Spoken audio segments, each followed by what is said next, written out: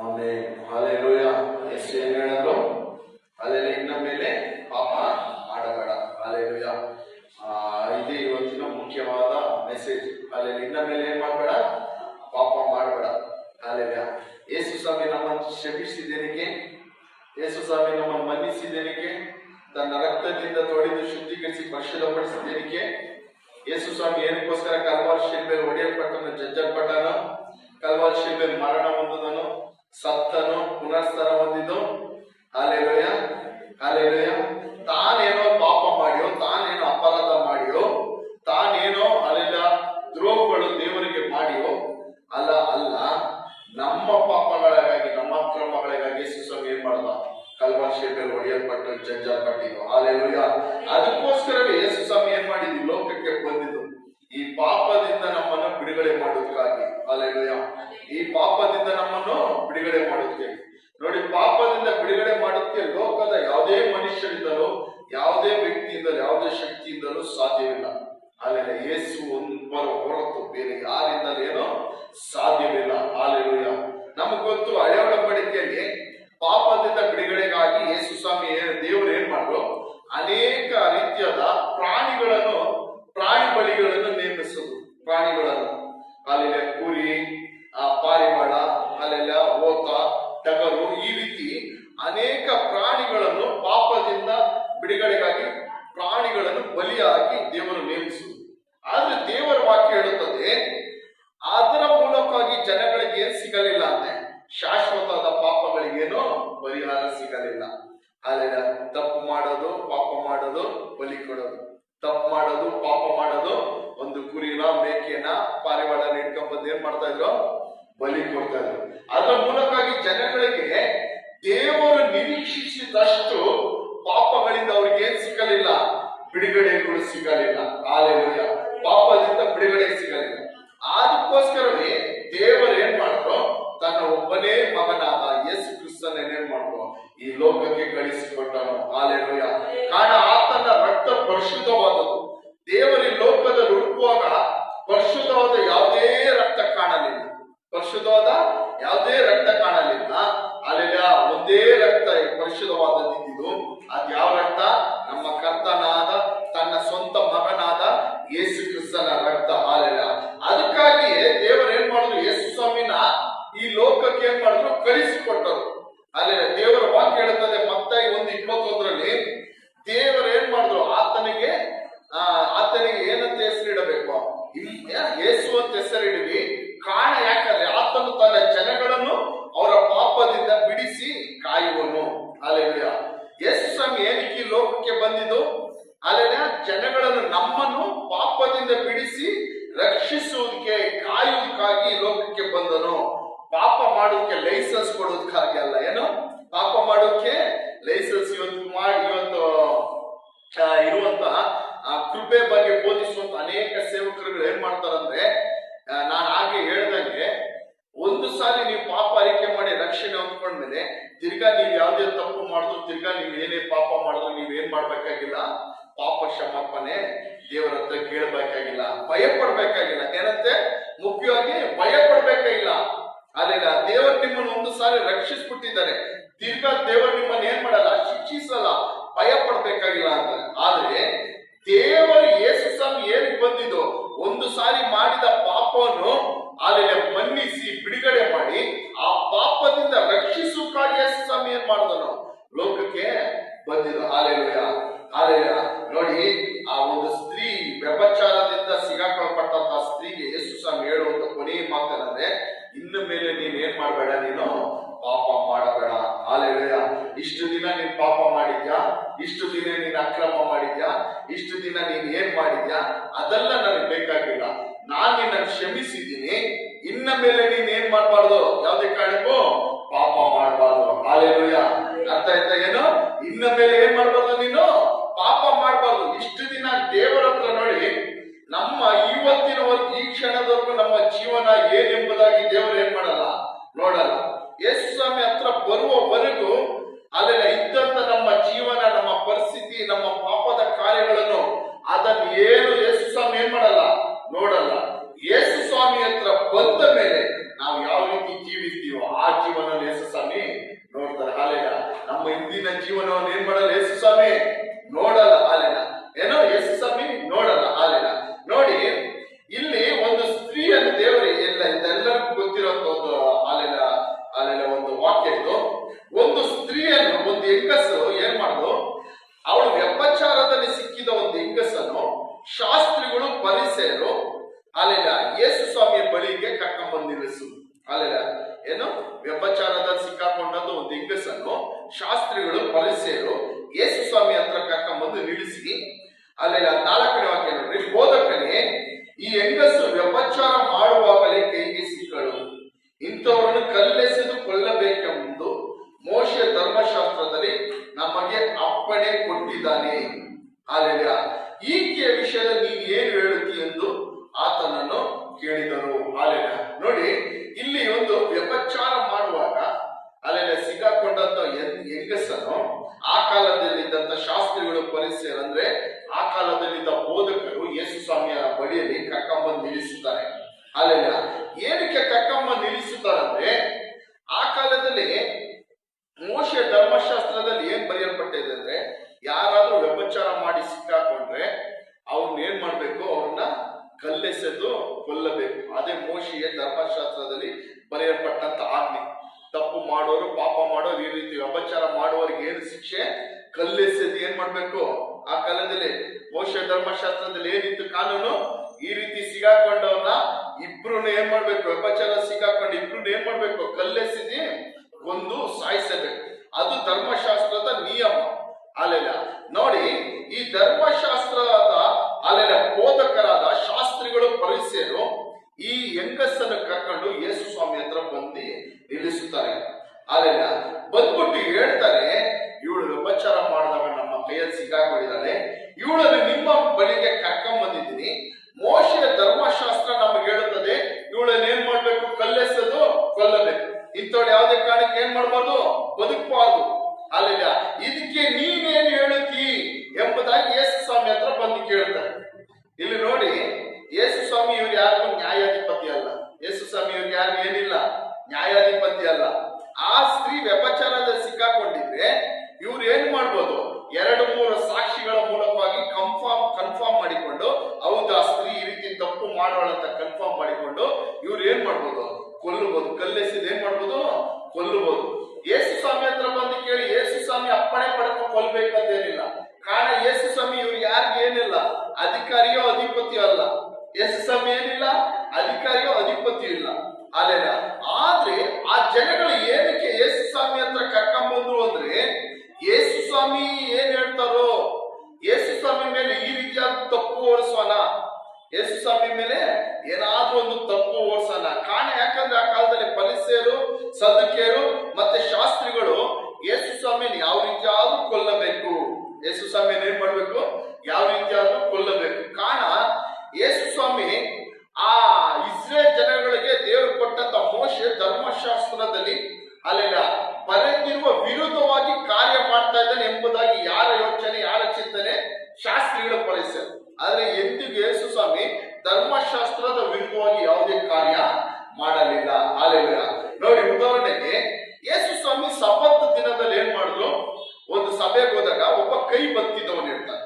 ಅಲ್ಲೆಲ್ಲ ಅಲ್ಲಿಂದ ಎಲ್ಲಾ ಜನಗಳು ನೋಡ್ತಾರೆ ಯೇಸು ಸ್ವಾಮಿಯನ್ನು ಸ್ವಸ್ಥ ಮಾಡ್ತಾನೋ ಇಲ್ವೋ. ಕಾರಣ ಯಾಕಂದ್ರೆ ಈ ಸಬ್ಬತ್ ದಿನದಲ್ಲಿ ಮೋಶೆಯ ಧರ್ಮಶಾಸ್ತ್ರದಲ್ಲಿ ಏನ್ ಬರೆಯಲ್ಪಟ್ಟಿದೆ, ಸಬ್ಬತ್ ದಿನದಲ್ಲಿ ಏನ್ ಮಾಡಬಾರ್ದು, ಯಾವ್ದು ಕೆಲಸ ಮಾಡಬಾರ್ದು, ಯಾವ್ದು ಕೆಲಸ ಮಾಡಬಾರ್ದು. ಅಲ್ಲೆಲ್ಲ ಮನೆಯಲ್ಲಿ ಒಲೆ ಕೂಡ ಏನ್ ಮಾಡಬಾರ್ದಂತೆ ಸಬ್ಬತ್ ದಿನದಲ್ಲಿ. ಹಳೆ ಕಾಲದ ಮೋಶೆಯ ಧರ್ಮಶಾಸ್ತ್ರದಲ್ಲಿ ಸಬ್ಬತ್ ದಿನ ಮನೆಯಲ್ಲಿ ಏನ್ ಮಾಡ್ಬಾರ್ದು, ಒಲೆ ಕೂಡ ಅಂಟಿಸ್ಬಾರ್ದು. ಇಂದಿನ ದಿನ ಏನ್ ಮಾಡ್ಬೇಕು, ಎಲ್ಲ ಮಾಡಿ ಆ ನೆಕ್ಸ್ಟ್ ದಿನಕ್ಕೆ ಬೇಕಾದದ್ದು ಮಾಡಿ ಏನ್ ಮಾಡ್ಬೇಕು, ಇಡಬೇಕು. ಅದು ಐಗುಪ್ತ ದೇಶದಿಂದ ದೇವರು ಇಸ್ರೇಲ್ ಜನಗಳನ್ನು ಕರ್ಕೊಂಡ್ಬರುವಾಗ ಆ ಸಬ್ಬತ್ ದಿನವನ್ನು ನೇಮಿಸುದು. ಸಬ್ಬತ್ ದಿನವನ್ನು ವರ್ಷದವಾಗಿ ನೀವು ಆಚರಿಸ್ಬೇಕಂತ. ನೋಡಿ, ಐಗುಪ್ತ ದೇಶದಿಂದ ಬರ್ಬೇಕಂದ್ರೆ ಇಸ್ರೇಲ್ ಜನಗಳು ಊಟ ಇಲ್ಲ, ಆಹಾರ ಇಲ್ಲ ಅಂತ ದೇವರ ಮೋಶೆ ವಿರುದ್ಧ ಗೊಣ ಕೊಟ್ಟಾಗ ದೇವರು ಮನ್ನವನ್ನು ಕಳಿಸ್ತಾರೆ. ಏನ್ ಮಾಡ್ತಾರೆ, ಮನ್ನ ಕಳಿಸ್ತಾರೆ. ಆ ಮನ್ನಾನ ದೇವರು ಅವ್ರಿಗೆ ಮೊದಲೇ ಆಜ್ಞೆ ಕೊಡ್ತಾರೆ, ಪ್ರತಿದಿನ ಅವ್ರಿಗೆ ಎಷ್ಟು ಬೇಕು, ಅವ್ರ ಕುಟುಂಬದಲ್ಲಿ ಎಷ್ಟು ಜನ ಇದ್ದಾರೋ ಅದು ತಕ್ಕಂತೆ ಅವ್ರು ಏನ್ ಮಾಡ್ಬೇಕು, ಪ್ರತಿದಿನ ಅವರು ತೆಗೆದುಕೊಳ್ಬೇಕು. ಅಲ್ಲಿ ಅದಕ್ಕಿಂತ ಹೆಚ್ಚಾಗಿ ಅವ್ರು ಏನ್ ಮಾಡ್ಬಾರ್ದು, ಅವ್ರ ಗೂಡಾರದ ಮುಂದೆ ಹೆಚ್ಚಾಗಿ ಏನ್ ಮಾಡ್ಬಾರ್ದು, ತೆಗೆದುಕೊಳ್ಳಬಾರದು. ಹೆಚ್ಚಾಗಿ ತೆಗೆದುಕೊಳ್ಳುವವನಿಗೆ ಹೆಚ್ಚಾಗಿ ಉಳಿಯುವುದಿಲ್ಲ, ಹೆಚ್ಚೇನು ಸಿಕ್ಕಲ್ಲ. ಅವನಿಗೆ ಇವಾಗ 10 ಜನ ಇದ್ದಾರೆ ಅಂದ್ರೆ 10 ರೊಟ್ಟಿ ತೆಗೆದುಕೊಳ್ಬೇಕು. 10 ಜನ ಅವ್ರ ಮನೇಲಿ ಇದ್ದಾರೆ ಅಂದ್ರೆ 10 ರೊಟ್ಟಿ ತೆಗೆದುಕೊಳ್ಬೇಕು. ಅವನ ಆಸೆ ಪಟ್ಟು 15 ತಗೊಂಡ್ರೆ ಅವನು ಒಳಗಡೆ ಮನೆ ಒಳಗಡೆ ತಗೊಂಡ್ಕೊಳ್ಳೋದ್ರೆ ಅದು ಎಷ್ಟಾಗಿರುತ್ತೆ, ಅದು 10 ಇರುತ್ತೆ. ಏನೋ ಆ 15 ತಗೊಂಡ್ರೆ ಏನಾಗುತ್ತೆ, 15 ಆಗಿರಲ್ಲ, 10 ಆಗಿರುತ್ತೆ. ಕಮ್ಮಿ ಕೂಡಿಸಿದವನಿಗೆ ಏನಾಗಿರಲ್ಲ, ಕಮ್ಮಿ ಆಗಿರಲ್ಲ. ಆದ್ರೆ ದೇವರು ಒಂದು ಆಜ್ಞೆ ಕೊಡ್ತಾರೆ. ಆದ್ರೆ ಶನಿವಾರ ಮಾತ್ರ ಸಬ್ಬತ್ ದಿನದ ಹಿಂದಿನ ದಿನದಲ್ಲಿ ನೀವೇನು ಮಾಡ್ಬೇಕು, 2ರಷ್ಟು ನಿಮ್ಮ ಮನೆಗೇನೋ 10 ಜನ ಇದ್ರೆ 20 ರೊಟ್ಟಿಯನ್ನು ತೆಗೆದುಕೊಳ್ಬೇಕೇನೋ, 22ರಷ್ಟು ಹಾಲೆಲ್ಲ ತೆಗೆದುಕೊಳ್ಬೇಕು. ಕಾರಣ ಯಾಕಂದ್ರೆ ಸಬ್ಬತ್ ದಿನದಲ್ಲಿ ನಿಮಗೆ ಏನ್ ಸಿಕ್ಕಲ್ಲ, ಮನ್ನಾ ಸಿಕ್ಕಲ್ಲ. ಸಬ್ಬತ್ ದಿನದಲ್ಲಿ ಮನ್ನಾ ಸಿಕ್ಕಲ್ಲ. ಆ ದಿನವನ್ನು ನೀವು ಪರಿಶುದ್ಧವಾದ ದಿನವಾಗಿ ನೀವೇನ್ ಮಾಡ್ಬೇಕು, ಆಚರಿಸಬೇಕು. ಆ ದಿನವನ್ನು ಏನ್ ಮಾಡ್ಬೇಕು, ನೀವು ಪರಿಶುದ್ಧವಾದ ದಿನವೆಂಬುದಾಗಿ ಆಚರಿಸಬೇಕು. ನಾವೇನಾದ್ರೂ ಇವತ್ತು ಆ ಧರ್ಮಶಾಸ್ತ್ರದ ಕಾಲದಲ್ಲಿ ಇದ್ದಿದ್ರೆ, ಅಲ್ಲೆಲ್ಲ ಮೋಶೆ ಧರ್ಮಶಾಸ್ತ್ರದ ಪ್ರಕಾರ ನಾವು ನಡಿಬೇಕಾಗಿದ್ರೆ ಅಲ್ಲೆಲ್ಲ ಹೆಂಗಿರೋದು, ಅಲ್ಲೆಲ್ಲ ಈ ಭಾನುವಾರ ಏನ್ ಮಾಡಂಗಿಲ್ಲ. ದೇವರ ವಾಕ್ಯ ಸ್ವಂತ ಮಾತನ್ನು ಕೂಡ ಆಡಬಾರ್ದಂತೆ. ದೇವರ ಮಾತು, ದೇವರ ವಾಕ್ಯ ಮಾತ್ರ ಕೇಳಬೇಕು ಹೊರತು ಸ್ವಂತ ಮಾತನ್ನು ಕೂಡ ಸಬ್ಬತ್ ದಿನದಲ್ಲಿ ಏನ್ ಮಾಡ್ಬಾರ್ದು, ಮಾತಾಡಬಾರ್ದು, ಆಡಬಾರ್ದು. Hallelujah, hallelujah, hallelujah. ಕೆಲ್ಸಕ್ಕೆ ಹೋಗಂಗಿಲ್ಲ ಭಾನುವಾರ, ಕಾಲೇಜ್ ಹೋಗಂಗಿಲ್ಲ, ಯಾವುದೇ ಸ್ವಂತ ಕೆಲಸ ಮಾಡಂಗಿಲ್ಲ. ಭಾನುವಾರ ದೇವರ ಸಬ್ಬತ್ ದಿನ ಎಂಬುದಾಗಿ ಪರಿಶುದ್ಧವಾಗಿ ಏನ್ ಮಾಡ್ಬೇಕು, ಅದನ್ನ ಆ ದಿನವನ್ನು ಆಚರಿಸಬೇಕು. ಈ ರೀತಿಯಾಗಿ ದೇವರು ಸಬ್ಬತ್ ದಿನವನ್ನು ಅಲ್ಲೆಲ್ಲ ನೇಮಿಸುವುದು. ಅಲ್ಲೆಲ್ಲ ಆವಾಗ ಯೇಸು ಸ್ವಾಮಿ ಈ ಸಭೆಯಲ್ಲಿ ಬಂದಾಗ ಒಬ್ಬ ಕೈ ಬತ್ತಿದವನಿದ್ದ. ಆ ಕೈ ಬತ್ತಿದವನನ್ನು ಯೇಸು ಸ್ವಾಮಿ ಗುಣಪಡಿಸ್ತಾರೋ ಇಲ್ಲವೋ, ಗುಣಪಡಿಸಿದ್ರೆ ಯೇಸು ಸ್ವಾಮಿ ಮೇಲೆ ತಪ್ಪು ಹೊರಿಸಿ ಯೇಸು ಸ್ವಾಮಿನ ಕೊಲ್ಲಾನೆ ಎಂಬುದಾಗ ಅಲ್ಲಿ ಅನೇಕ ಪರಿಸ್ಥಿತಿ ಕಾದುಕೊಂಡಿರ್ತಾರೆ. ಈ ಯೋಚನೆ ಯೇಸು ಸ್ವಾಮಿ ತಿಳಿದು ಏನ್ ಮಾಡ್ತಾರೆ, ಅಲ್ಲೆಲ್ಲ ಅವರೆಲ್ಲರಿಗೂ ಒಂದು ಮಾತಾಡ್ತಾರೆ. ನಿಮ್ಮಲ್ಲಿ ಯಾರಾದ್ರೂ ಒಬ್ಬನ ಎತ್ತಾಗಲಿ, ಕುರಿಯಾಗಲಿ, ದನವಾಗಲಿ ಸಬ್ಬತ್ ದಿನದಲ್ಲಿ ಬಾವಿಯಲ್ಲೋ ಎಲ್ಲೋ ನೀರಲ್ಲೋ ಬಿದ್ರೆ ನೀವು ಮೇಲೆ ಕೆತ್ತದೆ ಬಿಟ್ಟು ಬಿಡ್ತೀರಾ ಅಂತ ಕೇಳ್ತಾರೆ. ಏನೋ ಮೇಲೆ ಕೆತ್ತದೆ ಬಿಟ್ಟು ಬಿಡ್ತೀರಾ? ಅಲ್ಲೆಲ್ಲ ಆದ್ರೆ ನೋಡಿ, ಈ ಒಬ್ಬನನ್ನು ಏನೋ ಈ ಒಬ್ಬ ಕೈ ಬತ್ತಿದವನನ್ನು ಇವನು ಗುಣಪಡಿಸಲಿಕ್ಕೆ ನನ್ನ ಮೇಲೆ ನೀವೇನ್ ಮಾಡ್ತಾ ಇದ್ದೀರಾ, ತಪ್ಪು ಅನಿಸುತ್ತಿದ್ದೀರಾ ಎಂಬುದ. ಅಲ್ಲೆಲ್ಲ ಅಂದ್ರೆ ನಾನು ಹೇಳ್ತಾ ಇರೋದು, ಯೇಸು ಸ್ವಾಮಿ ಧರ್ಮಶಾಸ್ತ್ರದ, ಮೋಶೆ ಧರ್ಮಶಾಸ್ತ್ರದ ವಿರುದ್ಧವಾಗಿ ಯಾವುದೇ ಕಾರ್ಯ ಮಾಡಲಿಲ್ಲ.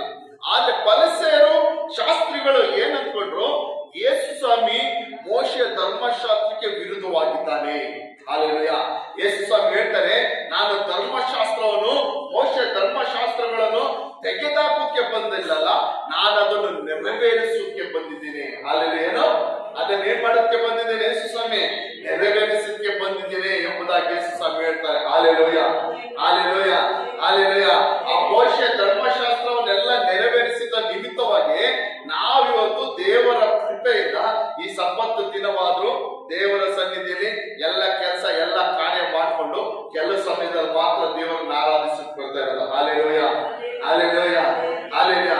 ನೋಡಿ, ಆ ಕೈ ಬತ್ತಿದವನನ್ನು ಗುಣಪಡಿಸಿದಾಗ ಅಲ್ಲಿರೋ ಫರಿಸಾಯರು, ಶಾಸ್ತ್ರಿಗಳೆಲ್ಲ ಯೇಸು ಸ್ವಾಮಿಯನ್ನು ಕೇಳ್ತಾರೆ, ಹಾಲೆಲೂಯಾ, ಭಾನುವಾರ ಈ ಸಬ್ಬತ್ ದಿನ ನಿನಗೆ ಗೊತ್ತಿಲ್ಲವಾ, ಈ ಸಬ್ಬತ್ ದಿನದಲ್ಲಿ ಯಾವುದೇ ಕೆಲಸ ಮಾಡಬಾರದು ಎಂಬುದಾಗಿ ಯೇಸು ಸ್ವಾಮಿ ಮೇಲೆ ಏನ್ ಮಾಡ್ತಾರೆ, ತಪ್ಪು ಹೊರಿಸ್ತಾರೆ. ಈ ರೀತಿಯಾಗಿ ಯೇಸು ಸ್ವಾಮಿ ಧರ್ಮಶಾಸ್ತ್ರದ ವಿರುದ್ಧವಾಗಿ, ಧರ್ಮಶಾಸ್ತ್ರನ ಆತನು ಏನ್ ಮಾಡಲ್ಲ, ಧರ್ಮಶಾಸ್ತ್ರದಲ್ಲಿ ಏನ್ ಹೇಳಿರೋದ್ರೆ ಯೇಸು ಸ್ವಾಮಿ ಏನ್ ಮಾಡ್ತಾ ಇಲ್ಲ, ಅದರ ಪ್ರಕಾರ ನಡೀತಾ ಇಲ್ಲ, ಅದಕ್ಕೆ ಗೌರವ ಕೊಡ್ತಾ ಇಲ್ಲ. ಅದಕ್ಕೋಸ್ಕರ ಯೇಸು ಸ್ವಾಮಿನ ಪರೀಕ್ಷೆ ಮಾಡೋದಕ್ಕೋಸ್ಕರ ಈ ವ್ಯಭಚಾರದಂತ ಸಿಕ್ಕಾಕೊಂಡಂತ ಸ್ತ್ರೀಯನ್ನು ಯಾರು ಬಳಿ ಕರ್ಕೊಂಡ್ಬಂದ್ರು, ಯೇಸು ಸ್ವಾಮಿ ಹತ್ರ. ಧರ್ಮಶಾಸ್ತ್ರದಲ್ಲಿ ಏನ್ ಬರೆಯಲ್ಪಟ್ಟಿದೆ, ವ್ಯಭಚಾರ ಮಾಡಿದವರು ಸಿಕ್ಕಾಕೊಂಡ್ರೆ ಏನ್ ಮಾಡ್ಬೇಕು, ಕಲ್ಲು ಹೊಡೆದಿ ಸಾಯಿಸ್ಬೇಕು. ಹಾಲೆಲ್ಲ ಇವಾಗ ಯೇಸು ಸ್ವಾಮಿ ಏನ್ ಹೇಳ್ತಾರೆ, ಯೇಸು ಸ್ವಾಮಿ ಏನ್ ಹೇಳ್ತಾರೆ ಎಂಬುದಾಗಿ ತಿಳಿದುಕೊಳ್ಳೋದಕ್ಕೋಸ್ಕರ ಈ ಶಾಸ್ತ್ರಿಗಳು, ಫರಿಸಾಯರು ಆ ಸ್ತ್ರೀಯನ್ನು ಯೇಸು ಸ್ವಾಮಿ ಬಳಿಯಲ್ಲಿ ಕರ್ಕೊಂಡ್ ಬರ್ತಾರೆ. ಹಾಲೆಲೂಯಾ. ಆದ್ರೆ 5ನೇ ವಾಕ್ಯ ನೋಡ್ರಿ, ಈಕೆ ವಿಷಯದಲ್ಲಿ ನೀನು ಏನು ಹೇಳುತ್ತಿ ಎಂದು ಆತನನ್ನು ಕೇಳಿದರು. ಆತನ ಮೇಲೆ ತಪ್ಪು ಹೊರಿಸೋಕೆ ಏನಾದ್ರೂ ಒಂದು ನಿಮಿತ್ತ ಬೇಕಾದ್ರಿಂದ ಆತನು ಏನನ್ನು ತರ ನೋಡೋಣ ಎಂದು ಹಾಗೆ ಕೇಳಿದರು. ಈ ಶಾಸ್ತ್ರಿಗಳ ಫರಿಸಾಯರಿಗೆ ಬೇಕಾಗಿರೋ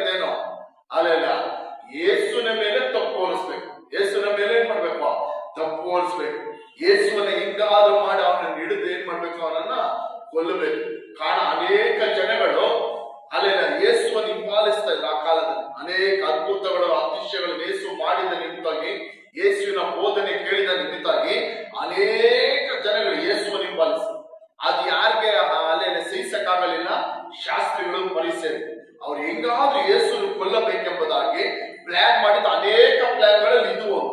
ಅಲ್ಲೇನ ಆದ್ರೆ ಯೇಸು ಏನ್ ಮಾಡಿದ್ರು, ಈ ಮಾತನ್ನು ಕೇಳಿದಾಗ ಯೇಸು ಏನ್ ಮಾಡಿದ್ರು, ಯೇಸು ಬೊಗ್ಗಿಕೊಂಡು ಬೆರಳಿನಿಂದ ನೆಲದ ಮೇಲೆ ಬರೆಯುತ್ತಾ ಇದ್ದನು. ಯೇಸುವಿನ ಬಳಿ ಆ ಸ್ತ್ರೀಯನ್ನು ಕರ್ಕೊಂಬ ನಿಲ್ಲಿಸಿ, ನೀನ್ ಇವಾಗ ಏನ್ ಮಾಡ್ತೀಯ, ಈ ಸ್ತ್ರೀಗೆ ಏನ್ ಮಾಡ್ತೀಯ, ಧರ್ಮಶಾಸ್ತ್ರ ಹೇಳುತ್ತದೆ ಇವಳನ್ನ ಕಲ್ಲೊಡೆದು ಸಾಯಿಸ್ಬೇಕೆಂಬುದಾಗಿ, ಆದ್ರೆ ನೀನೇನು ತೀರ್ಪು ಕೊಡ್ತೀಯ ಎಂಬುದಾಗಿ ಯೇಸು ಸ್ವಾಮಿ ಹತ್ರ ಕೇಳ್ತಾರೆ. ಅಲ್ಲೇ ನಾನು ಹೇಳ್ದಂಗ ಅವಾಗ ಯೇಸು ಸ್ವಾಮಿ ಇವ್ರು ಯಾರು ನ್ಯಾಯಾಧಿಪತಿ ಅಲ್ಲ, ಇವ್ರು ಯಾರು ಯೇಸು ಸ್ವಾಮಿ ಹತ್ರ ಬಂದ್ಬಿಟ್ಟು ಕೇಳಿನೇ ಆ ಸ್ತ್ರೀಗೆ ಏನ್ ಮಾಡ್ಬೇಕಾಗಿಲ್ಲ, ಕಲ್ಲೊಡೆದು ಸಾಯಿಸ್ಬೇಕಾಗಿಲ್ಲ. ಅವ್ರ ಕೈ ನಿಜವಾಗ್ಲೂ ಅವ್ರು ತಪ್ಪು ಮಾಡಿ ಸಿಕ್ಕಾಕೊಂಡಿದ್ರೆ 2-3 ಸಾಕ್ಷಿಗಳು ಇದ್ರೆ ಅವ್ರು ಏನ್ ಮಾಡ್ಬೋದು, ಕಲ್ಲೊಡೆದು ಸಾಯಿಸ್ಬೋದು. ಆದ್ರೆ ಯಾಕೆ ಯೇಸು ಸ್ವಾಮಿ ಹತ್ರನೇ ಇವ್ರು ಕರ್ಕೊಂಡ್ ಬಂದ್ರು ಅಂದ್ರೆ, ಯೇಸು ಸ್ವಾಮಿ ಏನ್ ಹೇಳ್ತಾರೋ, ಯೇಸು ಸ್ವಾಮಿ ಧರ್ಮಶಾಸ್ತ್ರದ ವಿರುದ್ಧವಾಗಿ ಏನಾದ್ರು ಹೇಳ್ತಾರ, ತಪ್ಪು ಮಾಡ್ತಾರ, ತಪ್ಪು ಕಂಡಿಡಿದು ಯೇಸು ಸ್ವಾಮಿ ಏನ್ ಮಾಡ್ಬೇಕು, ಇವ್ರಿಗೆ ಮನ್ಸಲ್ಲಿರೋದು ಆ ಸ್ತ್ರೀಗೆ ಕಲ್ಲೊಡೆದು ಸಾಯಿಸ್ಬೇಕು ಅಂತಲ್ಲ, ಇವ್ರಿಗೆ ಯಾರ ಕಣ್ಣು ಕಲ್ಲೊಡೆದು ಸಾಯಿಸ್ಬೇಕು, ಯೇಸು ಸ್ವಾಮಿ ಕಲ್ಲೊಡೆದು ಸಾಯಿಸ್ಬೇಕು. ಅಲ್ಲೇ ಇವ್ರ ಯೋಚನೆ ಯಾರು ನಾವು ಕಲ್ಲೊಡೆದು ಸಾಯಿಸ್ಬೇಕಂತ ಇವ್ರ ಯೋಚನೆ, ಯೇಸು ಸ್ವಾಮಿನ ಕಲ್ಲೊಡೆದು ಸಾಯಿಸ್ಬೇಕು. ಯೇಸು ಸ್ವಾಮಿ ತಪ್ಪಿತಸ್ಥನೆಂಬುದಾಗಿ ಜನಗಳ ಮುಂದೆ ಏನ್ ಮಾಡ್ಬೇಕು, ಇವರು ತೋರಿಸಬೇಕು. ಯೇಸು ಸ್ವಾಮಿನ ಕಲ್ಲೊಡೆದು ಸಾಯಿಸ್ಬೇಕು. ಆದ್ರೆ ಆ ಸ್ತ್ರೀಯನ್ನು ಕಲ್ಲೊಡೆದು ಸಾಯಿಸೋದು, ಆ ಸ್ತ್ರೀಯನ್ನು ಶಿಕ್ಷಿಸೋದಲ್ಲ ಇವರ ಯೋಜನೆ. ಯೇಸು ಸ್ವಾಮಿನ ಸಿಕ್ಕಾಕ್ಸ್ಬೇಕು. ಯೇಸು ಸ್ವಾಮಿ ತಪ್ಪಿತಸ್ಥನೆ ಎಂಬುದಾಗಿ ಅಲ್ಲಿರೋ ಜನಗಳು ಅಲ್ಲೆಲ್ಲ ತಿಳಿದುಕೊಳ್ಳುವಂತೆ ಮಾಡಿ ಯೇಸು ಸ್ವಾಮಿಯನ್ನು ಕಲ್ಲೊಡೆದು ಸಾಯಿಸಬೇಕೆಂಬುದಾಗಿ ಅಲ್ಲೆಲ್ಲ ಯೇಸು ಸ್ವಾಮಿ ಹತ್ರ ಬಂದರು. ಅದು ಯೇಸು ಸ್ವಾಮಿ ಇವರ ಯೋಚನೆ ಚಿಂತನೆಗಳನ್ನೆಲ್ಲವನ್ನು ತಿಳಿದಿರೋರು. ಆತನೇನೋ ಪ್ರತಿಯೊಬ್ಬರ ಯೋಚನೆ ಚಿಂತನೆಗಳನ್ನೆಲ್ಲವನ್ನು ತಿಳಿದಿರುವನು.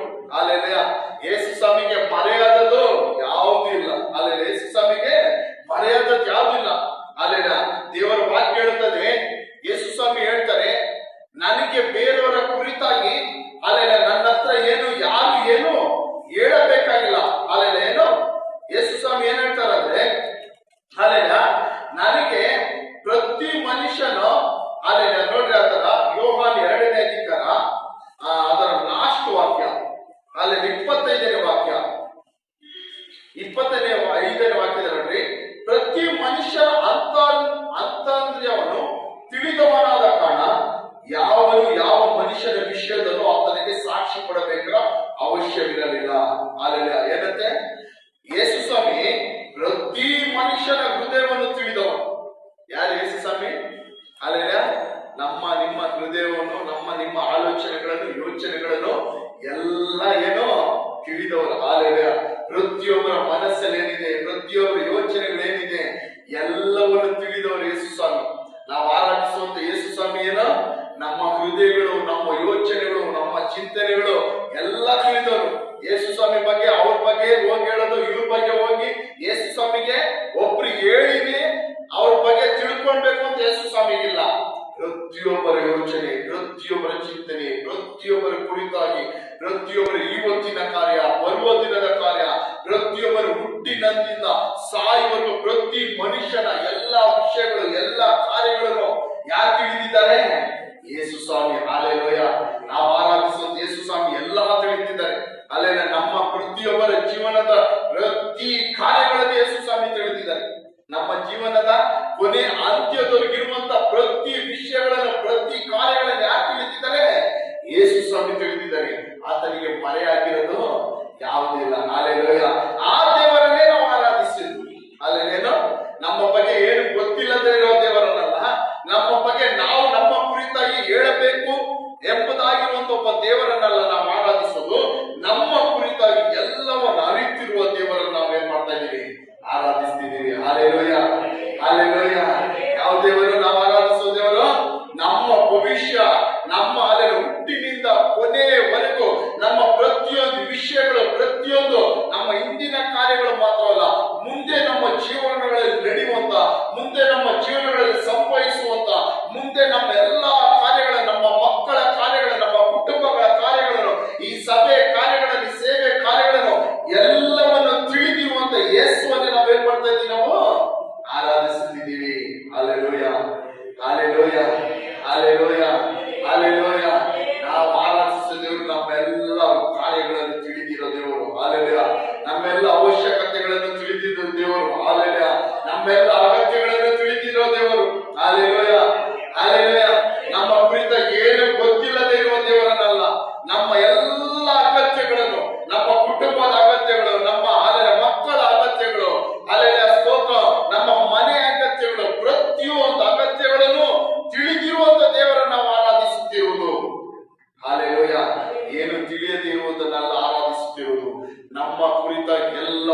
ಬಿದ್ದಿರೋ ದೇವರನ್ನ ನಾವು ಆರಾಧಿಸುತ್ತಿರುವುದು. ಹಾಲೆಲೂಯಾ. ಕಾರಣ ಯಾಕಂದ್ರೆ ಆತ ನಮ್ಮ ಸೃಷ್ಟಿಕರ್ತನು. ಕಾರಣ ಏನು? ಆತನೇ ನಮ್ಮ ಸೃಷ್ಟಿಕರ್ತನು. Hallelujah, hallelujah. ನಾವೆಲ್ಲ ಸೃಷ್ಟಿಗಳು, ದೇವರು ನಮ್ಮ ಸೃಷ್ಟಿಕರ್ತನು. ಹಾಲೆಲೂಯಾ. ಆತನನ್ನೇ ನಾವು ಆರಾಧಿಸು. ಇಲ್ಲಿ ನೋಡ್ರಿ, ಈ ಪರಿಸರ ಶಾಸ್ತ್ರಿಗಳು ಯೇಸು ಸ್ವಾಮಿ ಹತ್ರ ಬಂದು ಆ ಸ್ತ್ರೀಯನ್ನು ಕೊಲ್ಲೋದಕ್ಕೋಸ್ಕರ, ಸ್ತ್ರೀಯ ಕುರಿತಾಗಿ ಕರ್ಕೊಂಡ್ಬಂದು ಯೇಸು ಸ್ವಾಮಿ ಅಂತ ಹೇಳುವಾಗ, ಯೇಸು ಸ್ವಾಮಿ ಅವರೆಲ್ಲ ಏನಕ್ಕೋಸ್ಕರ ತನ್ನ ಬಳಿ ಕರ್ಕೊಂಡ್ಬಂದ್ರು ಅಲ್ಲಿ ಎಂಬುದಾಗಿ ಅವರ ವಿಷಯಗಳನ್ನು ಎಲ್ಲವನ್ನೇನ್ ಮಾಡ್ದ ಯೇಸು ಸ್ವಾಮಿ ಅರಿತಿರೋ ದೇವರು, ಅರಿತನು. ಅಲ್ಲಿ ಏನಕ್ಕೋಸ್ಕರ ಕರ್ಕೊಂಡ್ಬಂದ್ರು ಎಂಬುದಾಗಿ ಅವ್ರು ಕೇಳುವಾಗ ಅವನೇನ್ ಮಾಡ್ದ? ಬಗ್ಗಿಕೊಂಡು ಬೆರಳಿನ ನೆಲದ ಮೇಲೆ ಬರೆಯುತ್ತಿದ್ದನು. ಅವರು ಆತನನ್ನು ಬಿಡದೆ ಕೇಳುತ್ತಿರಲು ಆತನ ನೆಟ್ಟಗೆ ಕೂತುಕೊಂಡವರಿಗೆ, ಅಲ್ಲ, ನಿಮ್ಮಲ್ಲಿ ಪಾಪವಿಲ್ಲದವನು ಯಾರೋ ಅವನೇ ಮೊದಲು ಆಕೆ ಮೇಲೆ ಕಲ್ಲನ್ನು ಹಾಕಲಿ ಎಂದು ಹೇಳಿ ತಿರ್ಗಾ ಬಗ್ಗಿಕೊಂಡು ನೆಲದ ಮೇಲೆ ಬರೆಯುತ್ತಾ ಇದ್ದನು. ಹಲ್ಲೆಲೂಯಾ. ಈ ಮಾತನ್ನು ಆ ಪರಿಸರ ಶಾಸ್ತ್ರಿಗಳು ಯೇಸು ಸ್ವಾಮಿ ಬಿಡದೆ ಕೇಳ್ತಾರೆ. ಏನ್ ಮಾಡೋದು ಅಲ್ಲಿ ಏನ್ ಮಾಡೋದು? ಕೊಲ್ಬೇಕಾ ಬಿಡ್ಬೇಕಾ? ನೀನ್ ಹೇಳು. ಧರ್ಮಶಾಸ್ತ್ರ ಹೇಳ್ತದೆ, ಮೋಶೆ ಧರ್ಮಶಾಸ್ತ್ರ ಹೇಳ್ತದೆ ಇವಳನ್ನ ಕಲ್ಲೊಟ್ಟಿ ಸಾಯಿಸ್ಬೇಕು ಅಂತ. ಆದ್ರೆ ನೀನೇನ್ ಹೇಳ್ತಿ ಹೇಳು, ನೀನು ಬೋಧಕನ ತಾನೆ, ನೀನೇನ್ ಹೇಳ್ತಿ ಹೇಳು ಎಂಬುದಾಗಿ ಅಲ್ಲಿ ಬಂದಂತ ಎಲ್ಲ ಪರಿಸರ ಶಾಸ್ತ್ರಿಗಳು ಯೇಸುನ ಬಿಡದೇ ಕೇಳ್ತಾರೆ. ಯೇಸು ಸ್ವಾಮಿ ಅವರ ಕುರಿತಾಗಿ ಎಲ್ಲ ತಿಳಿದು ಯೇಸು ಸ್ವಾಮಿ ಅವ್ರಿಗೆ ಹೇಳ್ತಾರೆ, ನಿಮ್ಮಲ್ಲಿ ಪಾಪವಿಲ್ಲದವನು ಯಾರಿದ್ದಾನೋ, ಈ ಪಾಪ ಮಾಡದವನು, ಏನು ತಪ್ಪು ಮಾಡಿದವನು, ಏನು ಪಾಪ ಮಾಡಿದವನು, ನಾನು ನೀತಿವಂತನು, ನನ್ನ ಪರಿಶುದ್ಧವಂತನು, ನನಗೆ ಪಾಪ ಅನ್ನೋದೇ ಗೊತ್ತಿಲ್ಲ ಅಂತವನು ಯಾರಿದ್ದಾನೋ ಅವನು ಮೊದಲು ಏನ್ ಮಾಡಲಿ? ಆ ಸ್ತ್ರೀ ಮೇಲೆ ಕಲ್ಲು ಹಾಕಲಿ. ಹೌದು, ಕಲ್ಲೊಡೆದು ಸಾಯಿಸಲಿ. ಏನೋ ಹೌದು, ವ್ಯಭಚಾರ ಮಾಡಿದವರಿಗೆ ಮೋಶೆ ಧರ್ಮಶಾಸ್ತ್ರದ ಪ್ರಕಾರ ಏನ್ ಮಾಡ್ಬೇಕು? ಕಲ್ಲೊಡೆದು ಸಾಯಿಸ್ಬೇಕು. ಆದ್ರೆ ನಾನು ಹೇಳ್ತೀನಿ, ನಿಮ್ಮಲ್ಲಿ ಯಾರು ಪಾಪ ಮಾಡಿಲ್ಲ ಅವ್ರು ಏನ್ ಮಾಡ್ರಿ? ಕಲ್ಲಲ್ಲಿ ಹೊಡೆದು ಏನ್ ಮಾಡ್ರಿ? ಸಾಯಿಸ್ಲಿ. ಆದ್ರೆ ಕಲ್ಲೊಡೆದು ಸಾಯಿಸ್ಲಿ.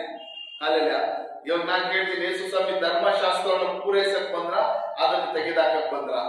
ಅಲ್ಲ, ಧರ್ಮಶಾಸ್ತ್ರನು ಇವಾಗ ಇಲ್ಲಿ ಪೂರೈಸ್ತಾ ಇದ್ದಾರ, ತೆಗೆದಾಕಕ್ ಬಂದಾರ? ಧರ್ಮಶಾಸ್ತ್ರ ನೆರವೇರಿಸ್ತದೆ. ಯೇಸು ಸ್ವಾಮಿ ಹೇಳ್ತಾರ, ಹೌದು, ವ್ಯಭಚಾರ ಮಾಡಿದವರಿಗೆ ಮೋಶೆ ಧರ್ಮಶಾಸ್ತ್ರ ಬರೆಯಲ್ಪಟ್ಟೆ ಕಲ್ಲೊಡೆದು ಸಾಯಿಸೋತ, ಕಲ್ಲೊಡೆದು ಸಾಯಿಸ್ಲಿ. ಆದ್ರೆ ಒಂದು, ನಿನ್ನಲ್ಲಿ ಪಾಪ ಇಟ್ಕೊಂಡು, ಅಲ್ಲ, ನಿನ್ನ ಕಣ್ಣಲ್ಲಿ ಏನು? ನಿನ್ನ ಕಣ್ಣಲ್ಲಿ ಇದು ರವೆ ಅಲ್ಲ, ಅದು ಏನೋ ಮರದ ದಿಂಬನು ಅಲ್ಲೆಲ್ಲ ಇಟ್ಕೊಂಡು ನಿನ್ನ ಸಹೋದರನ ಕಣ್ಣಲ್ಲಿ ರವೆ ಏನ್ ಮಾಡ್ಬೇಡ, ನೀನು ಹುಡುಕಬೇಡ. ಅಲ್ಲೆಲ್ಲ ಎಷ್ಟು ಸಲ ಏನ್ ಮಾಡ್ತಾರೆ? ನಿನ್ನಲ್ಲಿ ತಪ್ಪು, ನಿನ್ನಲ್ಲಿ ಪಾಪ ಇಟ್ಕೊಂಡು ನಿನ್ನ ಸಹೋದರನೋ ನಿನ್ನ ಸಹೋದರಿಯೋ ತಪ್ಪದ ಪಾಪವನ್ನು ಏನ್ ಮಾಡ್ಬೇಡ, ನೀನು ಹುಡುಕಬೇಡ. ಅಲ್ಲೆಲ್ಲ ಯೇಸು ಸ್ವಾಮಿ ಸ್ಪಷ್ಟವಾಗಿ ಹೇಳ್ತಾರೆ, ಯಾರು ಪಾಪ ಇಲ್ಲದಿದ್ದಾರೋ, ನಿಮ್ಮಲ್ಲಿ ಯಾರು ಈ ಪಾಪ ಮಾಡಿರೋ, ನಿಮ್ಮಲ್ಲಿ ಈ ಪಾಪ ಈ ಅಕ್ರಮ ಯಾರು ಮಾಡಿರೋ, ಈ ತಪ್ಪು ಯಾರು ಮಾಡಿರೋ ಅವರು ಮೊದಲು ಏನ್ ಮಾಡಲಿ? ಅಲ್ಲೆಲ್ಲ ಆ ಸ್ತ್ರೀಯನ್ನು ಕಲ್ಲೊಡೆದು ಸಾಯಿಸಲಿ. Hallelujah, hallelujah, hallelujah, hallelujah. Yesu ಸ್ವಾಮಿ ಮಾತನ್ನು ಹೇಳಿದ ತಕ್ಷಣ ಅಲ್ಲಿದ್ದವರು ಎಲ್ಲರೂ ಏನು ಅಂದ್ಕೊಂಡ್ರು? ಈ ಮಾತನ್ನು ಕೇಳಿ ತಾವೇ ಪಾಪಿಗಳನ್ನು ಮನಸ್ಸಿನಲ್ಲಿ ತಿಳಿದುಕೊಂಡು ಹಿರಿಯರು ಮೊದಲುಗೊಂಡು ಕಿರಿಯವರೆಲ್ಲರೂ ಒಬ್ಬರಿಂದೊಬ್ಬರು ಹೊರಗೆ ಹೋದರು. ಈ ಮಾತನ್ನು ಯಾವಾಗ ಯೇಸು ಸ್ವಾಮಿ ಹೇಳಿದ್ರು, ಆವಾಗ ಅಲ್ಲಿದ್ದ ಜನಗಳಿಗೆಲ್ಲ ಏನ್ ಅರ್ಥ ಆಯ್ತು? ಒಂದರ್ಥ ಆಯ್ತು ಅಲ್ಲಿದ್ದ ಜನಗಳಿಗೆಲ್ಲ. ಅಲ್ಲೇನ ಅವಳು ಮಾತ್ರ ಅಲ್ಲ ಪಾಪಿ, ಅವಳು ಮಾತ್ರ ಅಲ್ಲ ತಪ್ಪು ಮಾಡಿರೋಳು, ನಾವೆಲ್ಲ ಪಾಪಿಗಳೇನೋ, ನಾವೆಲ್ಲ ತಪ್ಪು ಮಾಡಿರೋರು, ನಾವೆಲ್ಲ ಒಂದೊಂದು ವಿಷಯದಲ್ಲಿ ಪಾಪಿಗಳೇ, ನಾವೆಲ್ಲ ಒಂದೊಂದು ವಿಷಯದಲ್ಲಿ ತಪ್ಪು ಮಾಡಿದವೆ ಅಂತ ಹೇಳಿ ಅಲ್ಲಿ ನೋಡಿರಿ, ಹಿರಿಯರಿಂದ ಮೊದಲುಗೊಂಡು ಕಿರಿಯರು ಬಂದವರೆಲ್ಲ ಪ್ರತಿಯೊಬ್ಬರು ಏನ್ ಮಾಡಿದ್ರು? ಒಬ್ಬರೊಬ್ಬರಾಗಿ ಹಿಂದಕ್ಕೆ ಹೋದರು. ಹಾಲೆಲೂಯಾ. ಒಬ್ಬೊಬ್ಬರಾಗಿ ಏನ್ ಮಾಡಿದ್ರು?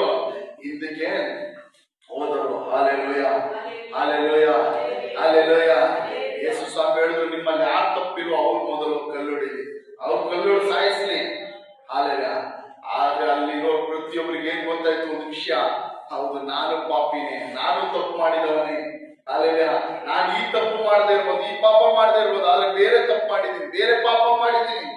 ಪ್ರತಿಯೊಬ್ಬರು ಒಂದೊಂದು ವಿಷಯಗಳಲ್ಲಿ ಏನೋ ಬಿದ್ದೋಗಿರೋರೆ, ಪ್ರತಿಯೊಬ್ಬರು ಒಂದೊಂದು ವಿಷಯಗಳಲ್ಲಿ ಸಿಕ್ಕಾಕೊಂಡಿರೋರೆ. ಹಾಲೆಲೂಯಾ.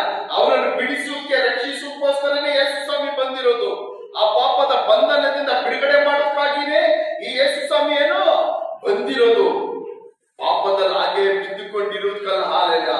ಆ ಪಾಪಗಳಿಂದ ಬಿಡುಗಡೆ ಮಾಡೋ ಯೇಸು ಸ್ವಾಮಿಯನ್ನು ಬಂದಿರೋದು. ಹಾಲೆಲೂಯ. ಈಗ ಹೇಳಿದ ತಕ್ಷಣ ಎಲ್ಲರೂ ಅಲ್ಲಿಂದ ಹೊರಟೋದು. ಹಾಲೆಲೂಯ. ಆವಾಗ ದೇವರು ಹೇಳಿದ ಯೇಸು ಸ್ವಾಮಿ ಒಬ್ಬನೇ ಉಳಿದನು. ಆ ಹೆಂಗಸು ಯೇಸು ಸ್ವಾಮಿ ಒಬ್ಬನೇ ಉಳಿದನು ಮತ್ತು ಅವ್ರ ನಡುವೆ ನಿಂತಿದ್ದ ಹೆಂಗಸು ಅಲ್ಲೇ ಇದ್ದರು. ಯೇಸು ನೆಟ್ಟಕ್ಕೆ ಕೂತುಕೊಂಡು ಆ ಸ್ತ್ರೀಯನ್ನು ಹೊರತು ಯಾರನ್ನು ನೋಡದೆ ಆಕೆಗೆ, ಅಮ್ಮ, ನಿನ್ನ ಮೇಲೆ ತಪ್ಪು ಹೊರಿಸುವರು ಎಲ್ಲಿದ್ದಾರೆ? ನಿನಗೆ ಯಾರು ಶಿಕ್ಷೆಯನ್ನು ವಿಧಿಸಲಿಲ್ಲವೋ ಅಂದನು. ಯೇಸು ಸ್ವಾಮಿ ಎದ್ಬಿಟ್ಟು ನೋಡುವಾಗ ಬಗ್ಗಕ್ಕೆ ತಲೆ ಬಗ್ಸ್ಕೊಂಡು ಬರೀತಾ ಇದ್ದ ಯೇಸು ಸ್ವಾಮಿ ಎದ್ದು ನೋಡುವಾಗ ಅಲ್ಲೇ ಏನಿಲ್ಲ, ಒಬ್ರು ಇಲ್ಲ. ಹಾಲೆಲೂಯ. ಆ ಹೆಂಗಸರು ವ್ಯಭಚಾರ ಮಾಡ್ದು ಪಾಪ ಮಾಡ್ದು ಅಂತ ಕರ್ಕೊಂಡ್ ಬಂದಿದ್ದ ಒಬ್ರು ಅಲ್ಲಿ ಹಾಲೆಲೂಯ. ಒಂದೇ ಯೇಸು ಸ್ವಾಮಿ ಒಂದೇ ಮಾತಿಗೆ ಎಲ್ಲರೂ ಏನ್ ಮಾಡಿದ್ರು? ಜಾಗ ಬಿಟ್ಟು ಕಾಲ್ತಿತ್ತು, ಒಬ್ರು ಇಲ್ಲ ಅಲ್ಲಿ. ಹಾಲೆಲೂಯ. ಆವಾಗ ಯೇಸು ಸ್ವಾಮಿ ಹೇಳ್ತಾರೆ, ಹಾಲೆಲೂಯ, ಯಾಕೆ ನಿನ್ನ ಮೇಲೆ ತಪ್ಪು ಹೊರಿಸದೆ ಎಲ್ಲಿದ್ದಾರೆ? ಯಾರು ನಿನಗೆ ಶಿಕ್ಷೆ ಕೊಟ್ಟಿಲ್ವಾ? ಯಾರು ನಿನ್ನನ್ನು ಕಲ್ಲಲ್ಲಿ ಹೊಡೆದಿಲ್ಲ ಎಂಬುದಾಗಿ ಕೇಳ್ತಾರೆ.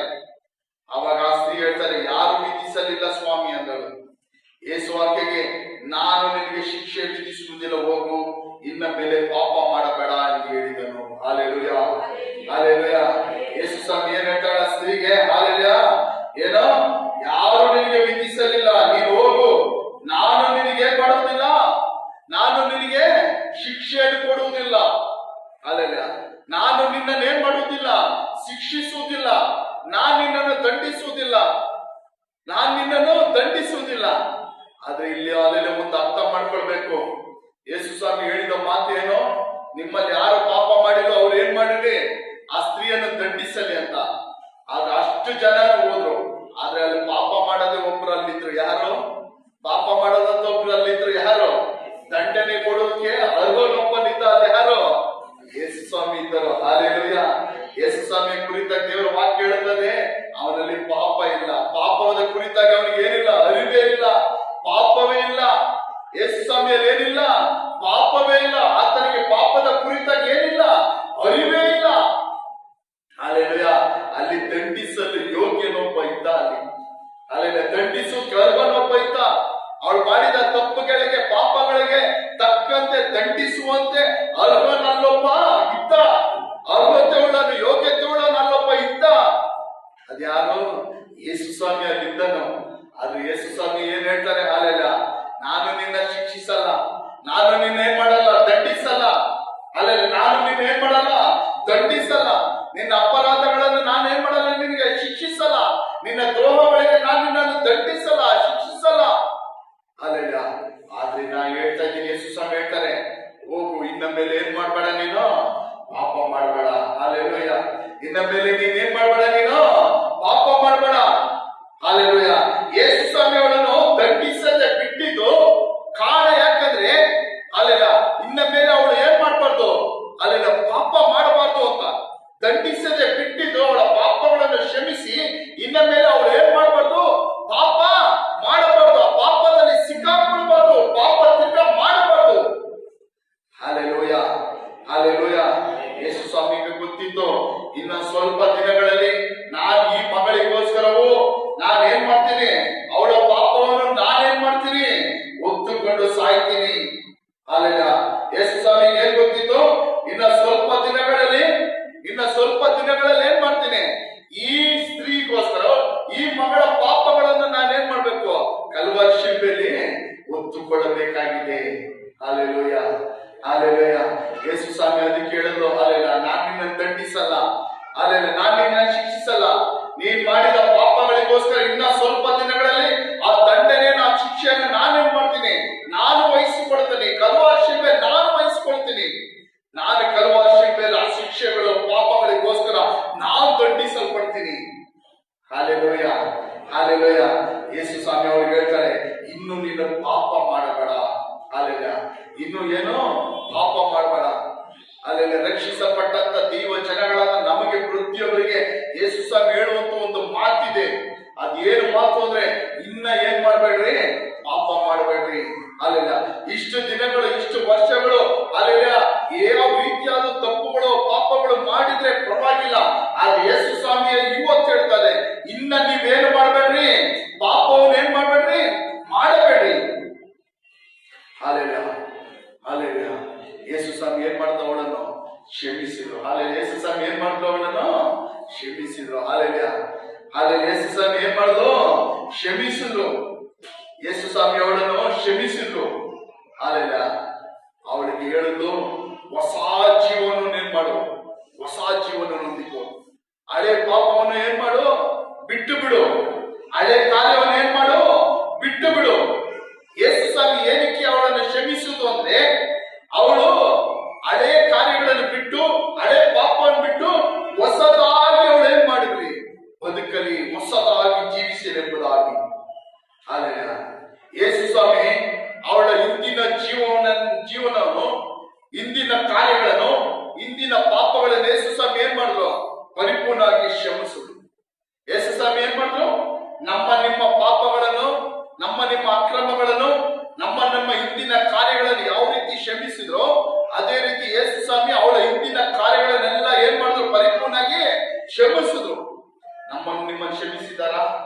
ನಿಮ್ಮ ಪಾಪಗಳ ಅಕ್ರಮಗಳನ್ನು ಕ್ಷಮಿಸಿದಾರ? ಅಲ್ಲೆಲ್ಲ ತನ್ನ ರಕ್ತದಿಂದ ನಾವೆಲ್ಲ ತೊಳೆಯಲ್ಪಟ್ಟಿದೀವ? ಅಲ್ಲೆಲ್ಲ ನಂಬಿಕೆ ಇದೆಯಾ ಇಲ್ವಾ?